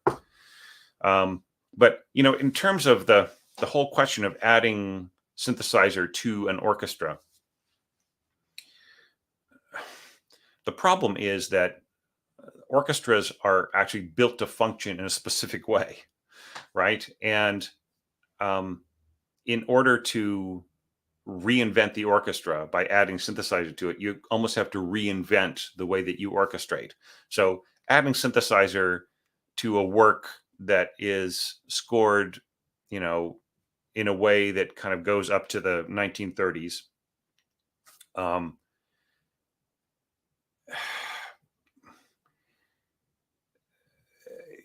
you're basically using the synthesizer to replace an element that already, an acoustic element or a kind of a sound that is already in the orchestra, right? And that's the same approach for saxophones, right? So generally speaking, saxophones will take over a particular kind of role that is being played by another instrument that has a similar sound, right? So that ends up being kind of the role of the synthesizer, unless you use sounds that are absolutely not orchestral sounding and introduce them into the orchestra. So then the question is this sound compatible with the sound of the orchestra, or does it work against it, right? Is it orchestra versus synthesizer? So there's just a ton of different particular things. But to answer your question specifically, I not off the top of my head. I mean, there are many, many works by composers here in New Zealand actually use synthesizers, and but orchestrally, specifically, off the top of my head, something you could go check out on YouTube right now. I just can't bring it to mind. All right. What are the community orchestras and high school orchestras you often mention in your evaluations? There are only 15 symphony orchestras in my country, and they are all professionals. So there are no youth orchestras in your country, or there's nobody in a city who just kind of getting together and playing. There are some orchestras that are just made up of like doctors and dentists, right? There's a doctor's symphony orchestra. They premiered my harp concerto. So generally speaking, I mean, if you have 15 symphony orchestras in your country, generally speaking, they are being fed by, the players who come into the orchestra they're either born somewhere else and were hired from an audition, or they were born in your country and they got that good by playing in a youth orchestra, right? So high school orchestra could mean, it's intended to mean somebody of high school age, right? So a teenager. And so that would be a youth orchestra. That can actually be an orchestra from a high school. There are some high schools that have really beautiful, very, very, fine youth orchestras. And then there are orchestras that are exist as subsidiaries of professional orchestras. Like San Francisco Symphony has their own youth orchestra.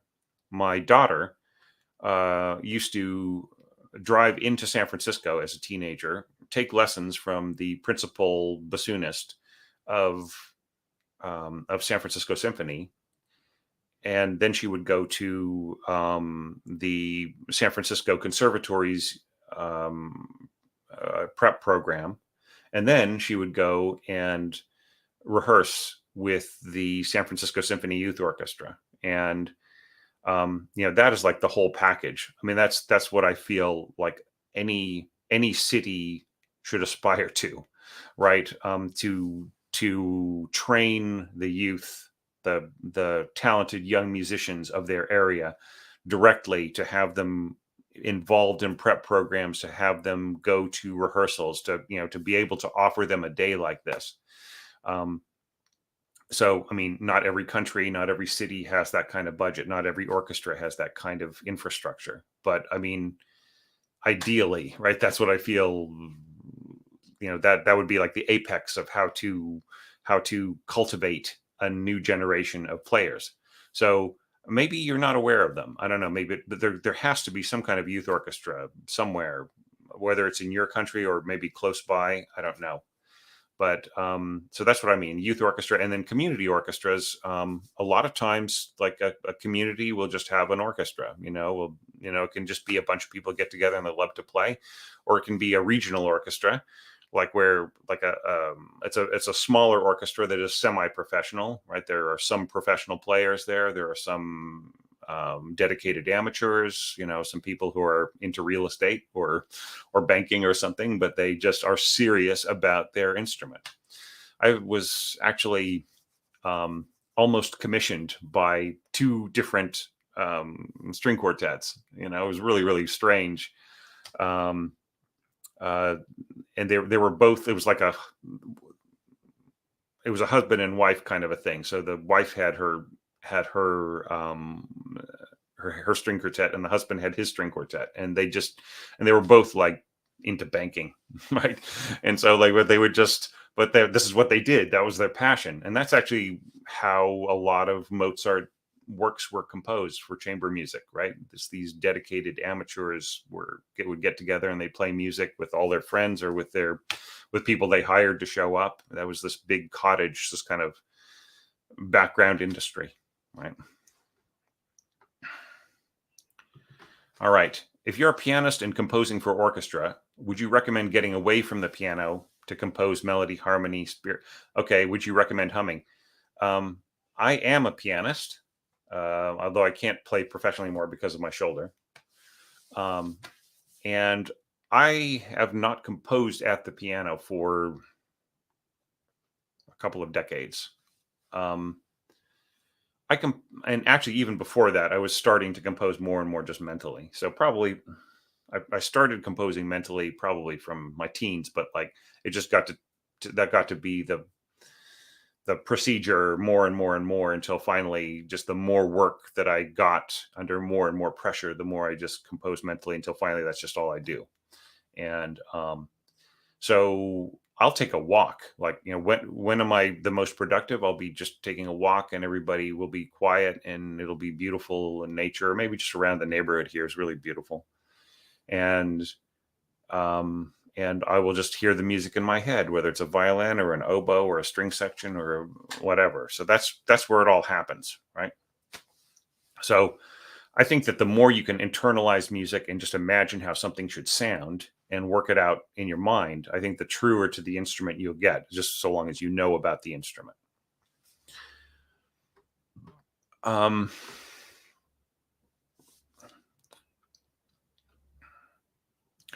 right, so really good question from Jonathan.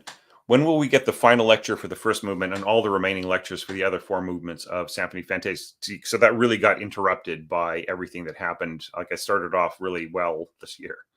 And movements 2 through 4 have already been shared on Patreon. And movement 5 is going to start being released next month. So I think what I'm going to have to do with these like full bore evaluations, when I first started doing them, I thought, this is actually kind of a time saver, but then it just got more and more intense. It's like everything that I do. Just sort of realizing where I could make something better quality, and it ends up taking more time. So I think it's probably going to have to go to like a monthly or bi-monthly kind of a thing, where I release 1 or 2 chapters of an ongoing lecture like this. So probably over the next, say, 3 months, I will start releasing the Movement 5 lectures on Patreon. But as far as the lectures for Symphonie Fantastique, like the end of the last movement, that's going to start being released probably like about 3 to 4 a month over the next few months. Okay, so Julianne says, I wonder if you're thinking of how to write for... Yeah, that's exactly right. Thank you, Julianne. So now I can't remember who asked the question. Wesley, I think. Yeah, so Wesley, here you go. This is the answer to your question. All right. Samuel Solomon's How to Write for Percussion. All right. And thanks for bringing that up, Julianne. I really appreciate it.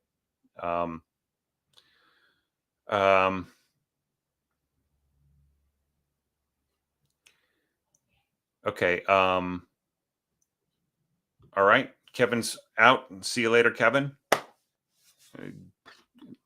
It's my pleasure to bring all this to you guys. It's what a great community. Just trying to do everything that I can for you.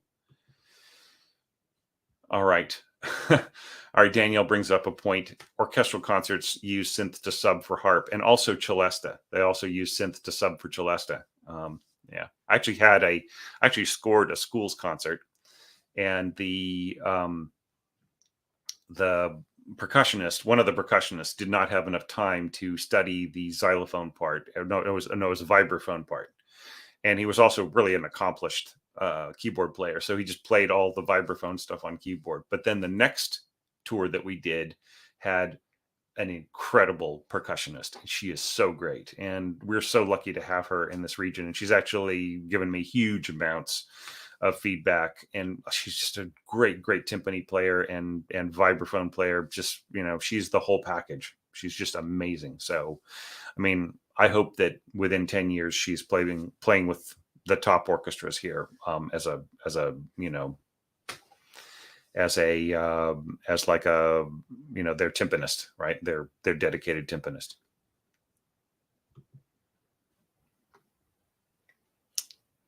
Okay, synthesized elements. Okay, that's cool. So Wesley brings up a point. Okay. Community orchestras take about 6 months of dealing with the conductor to get the commission, another 3 to get the score perfected, look for a season head. It has not been my experience. I've worked with many community orchestras and semi-pro groups and so on. And generally speaking, the more professional the management and the director and everything is, and you know who I'm talking about if you're watching this, then like the faster things go. And it's just, I'm bringing the most professional thing that I can to them, and that solves all of their problems. And so it just, the players study their parts and then they do it. Right. So that's been my experience with groups that are more together. And, and even some groups that are really all volunteer, and any professional who's playing for them is just doing it for fun, and for the love of it, and not getting paid either. My experience with those groups has actually been really, really good. Yeah. And so, yeah. All right. Hi, Jesse. Good to see you again. Is there a sort of daily routine you can recommend for people trying to improve their orchestration skills? Yeah, yeah. So, what I would say is, every evening before you go to bed, do some score reading of an orchestral score or a complex chamber score or whatever. And whether that's with the score in hand while you listen to the music, or just sort of, a piece that really, really well, and just reading it and listening to the music in your mind. So do that before you go to bed. And in the morning, get up and either orchestrate or compose something. Just every single morning, get up, first thing you do, right? And that might make you into a very boring person. But but the imagination that is sparked by having that habit, right? It's routine is maybe a little too boring of a word, right? Like, oh no, I have to do my routine. It's almost like being in boot camp, right? But a habit, like having the habit of getting up and being creative every morning, right? I think that that's an incredibly important one. So your brain is in a really receptive mood at the end of the day, and that's why people go out to concerts at night, right? Or go to see a film. So you need to treat yourself with the greatest entertainment that there is possible for an orchestrator, and that is to read an orchestral score. And then in the morning, you get up and you just spew out whatever creativity has been inspired by that. Okay, so specifying 15 minutes of solfege sight singing followed by a half hour of score reading. I've got some, so you can just go and check out what I recommend in my audiation course. I've got some drills and some other things recommended and so on. Memorizing a piece so that you can play it back in your own mind without looking at the score at all, and then looking at the score. That's a powerful thing. And then just using your memory inside to see how it connects with the images on the page. Okay. All right. And Jon has some recommendations. Finland, Helsinki Metropolitan Orchestra. So Jon, if you know of any youth orchestras as well in Finland, there's got to be a youth orchestra. Maybe one of these is a youth orchestra, and I'm just not understanding Finnish. But okay. Okay, and Lawrence is recommending humming or singing themes. I hear Schubert was a boring person. You never met him. Then Schubert was, so Schubert was like the quintessential, like what you would sort of think of like a IT geek today. He would get up in the morning and he would just blast through a bunch of work. And then like in the afternoon, he would knock off and he'd go to a coffee house and he would hang out with his friends and be a jerk to to everybody. And then, or he'd be funny, whatever. And then in the evening, he'd either go back and just do some more work, or he would hang out and party or like do some sort of thing, something promotional for his music or whatever. So he wasn't, he was boring if you were trying to talk to him while he was working. If you came over while he was working, he would be working and say, "Hey, how's it going? Good to see you. Well, thanks for dropping by." And then if you tried to talk to him after that, he just would like not even listen to you, just shut you out. You just had to go away. But he was such a dedicated composer. He slept with his glasses on, so that if he got an idea, he'd get up, light a candle, and just write it down.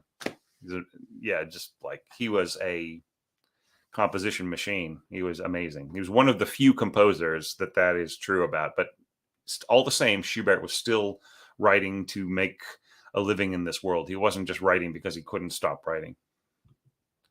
Okay, setting a piece for soloist and piano with the aim of orchestrating it for a concertino. For my own purposes, yes. For the purposes of the orchestration challenge, the thing about it, like scoring something that has a really specific element to it, of soloist or something else, is that it really locks everybody into the same thing, right? By taking a piano piece by taking a piece that doesn't have anything specified as a soloist or any other kind of a thing, I end up with the huge amount of variety, I think. All right. Where I compare Schubert and Weber's orchestration. It's interesting. I compare Schubert and Weber's orchestration to Berlioz in the series that I'm doing. So that some of that will come up. But yeah, stick around for a couple of years. That's all I'm going to say. Okay? Stick around for a couple of years. Some of this is going to become really relevant. The orchestration of Mozart, Beethoven, Schubert, Weber, Berlioz. Okay?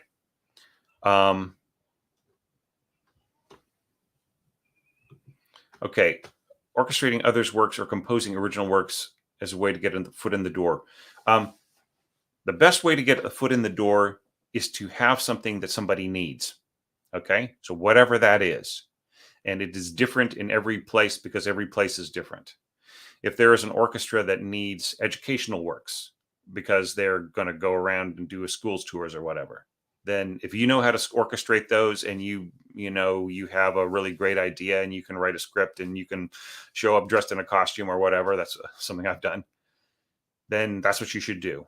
If your orchestra wants to do if your orchestra needs to do some kind of memorial to somebody in the community who recently passed away, or if they want to acknowledge somebody who's done something great, or if they want to kick off their season with a fanfare, or if they want to, have music for their fireworks, right? That will go along with Handel's works that sort of take contemporary pop music and orchestrates it in a really splashy cinematic way.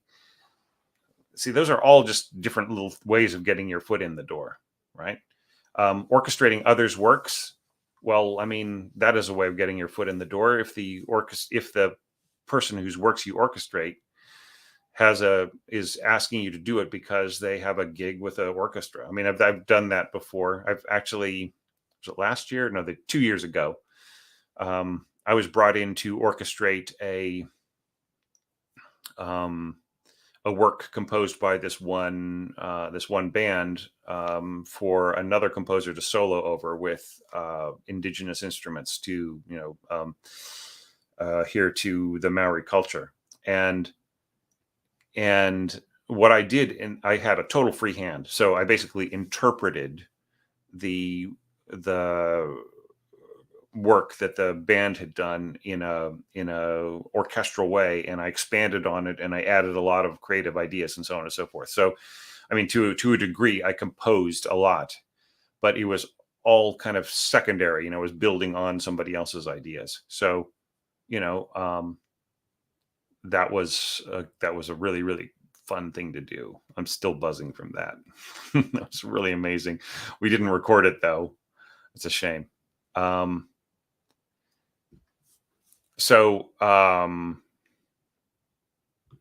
Okay, do I think that there's a risk that composers will soon be replaced by AI? Okay, so here's the thing is creativity is a human function, right? And you can create an AI that will eventually have the same function and blah, blah, blah. Okay, you are never going to take away a human's desire to create, right? So we may even someday conceivably enter a phase where everything creative that is getting sold, right, and broadcast and everything else has some kind of AI assistance to it. But that cannot be a permanent thing because people are just going to continue to want to think for themselves and write for themselves. I mean, it's like, having a computer tell you what to do, it is the process of being born, growing up, and maintaining our existence that makes, that's the whole human experience, right? And we are going to want to react creatively to it. So whether AI becomes a fixture or whatever, you're never going to take away our need to create, right? So, big deal if somebody has created a computer, like if they create a computer that learns how to have fun, does that mean that humans are not going to have fun anymore? I don't think so. So don't worry about it. All right. Just aha! I knew it. I knew it, Jesse. You are so busted. All right. Okay. So, when getting commissions, what are some good ways to make sure that you will actually deliver what the commissioner expects? Communication. Okay. Just continue to talk to them, find out what they want. When you get to a point where you're not sure, like, show them early drafts. Okay. So there was going to be a performance of a work that has now become my big classic here, Tane and the Kiwi. all right, which is based on a story by somebody who was really big in New Zealand radio about 40, 50 years ago. As it's a children's story, and it was a work for narrator and orchestra and so on. So the narrator and I wanted to make it into like a full program. So it really depended on what the conductor wanted to do. So so I said, like, okay, so this is what, I just had a personal meeting with him, and I said, this is what we'd like to do. We'd like this to be a full hour, right? Or 45 minutes. People, when you have a 45-minute show, people think of it as a full hour because of all the other stuff. But anyways, so the piece is already almost 35 minutes long. So I wanted to start off with an overture that combined some of the elements of the piece in a new, interesting way, and introduce the narrator, who could also sing beautifully.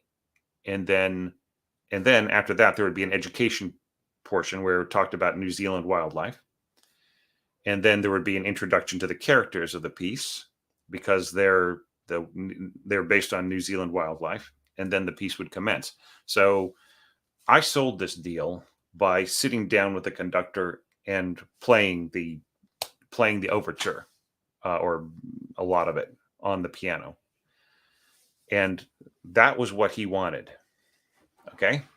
So Good Ways, that was an example of me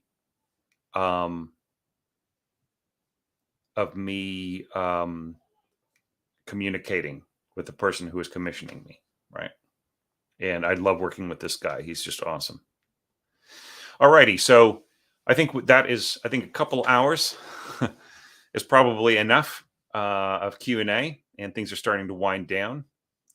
So I want to thank you all for attending this and for throwing me some great questions. And I want to thank our participants, Justin and Anthony and Jesse, for being a part of it as well. It was really great to talk to you guys, just to put the face on the work. You know what I mean? And I'm really enjoying this new live streaming application. It's an online application, so it's basically a site that you go through. StreamYard, recommending it a lot. It's just something that is good for me, because I am a complete and total idiot when it comes to working with internet things and software and things like that. I mean, I'm sure I could work it out. Like, I'm a whiz at Sibelius, right? And I hope to be competent at Dorico someday. But it was just really easy to use and to work people into this. And so, just for all my Patreon supporters out there, I think we're going to bring back the master classes, and we're going to start doing score evaluations in this particular kind of format. Okay. So so people are thanking me, and so you're welcome. It's my privilege. So now I want you to go and thank everybody who said something nice about your score. And the best way that you could show your appreciation here is, if you are somebody who was on a website evaluation collection, then give everybody feedback on that same video. All right. And if you are somebody who is in a particular category on Patreon, like if you were one of the semi-brev or one of the dotted brev or whatever, just maybe go to the Patreon post or the YouTube page or whatever, and just thank the other people who are on the same, or not thank, excuse me, comment on the evaluations of the other people. Just give them your impressions, feedback, supportive suggestions, and everything else. That would make me happy. We must have had over 1,000 comments, and that's great, because in previous challenges, I have been a little less insistent about this. And then when we kind of got to the, just right down to the end of it, and the kind of lack of communication, the lack of commenting, kind of wore me down a little bit. So this time that was not an issue. People kept making great comments and observations and suggestions, and just bolstering each other up. But I know that there could be more. I know that there are a lot of people out there who have not said anything yet or have barely said anything. So go back, go check out if you're a website subscriber, comment on the people who are on the same video as you, give them some support and suggestions, and check out all the other videos too that you can watch. I think this came up like what are some ways that people who do not have time to watch all 166 evaluations, how can you really kind of touch bases? I would say if you're a website subscriber, then maybe just have a little taste of each, like of the Patreon supporters, and watch a few of the website subscriber evaluations, and definitely watch everything in your category. And the same thing for the Patreon subscribers in reverse. So watch everything in your category, take a taste of some of the others, and watch a few of the website evaluations. And please comment and show your support. And wow, this has brought the community together so powerfully. And now with that, I will just say that the collection letter P is going to come later today or tomorrow, and that will be it for us. And I just feel so much appreciation, so much gratitude to the support of the Patreon crowd and the community out there at large, making this all possible and all coming together. I just never imagined when I sat down upstairs with my with a tiny cruddy little digital camera and turned on its video feature, sitting on a box as my camera stand, and started this channel 12 years ago, that it would ever lead to something this huge. So thank you so much. I really, really appreciate it. Everybody have a fantastic day, a great weekend, a really fun Halloween, and just get set for more really great content coming up in November.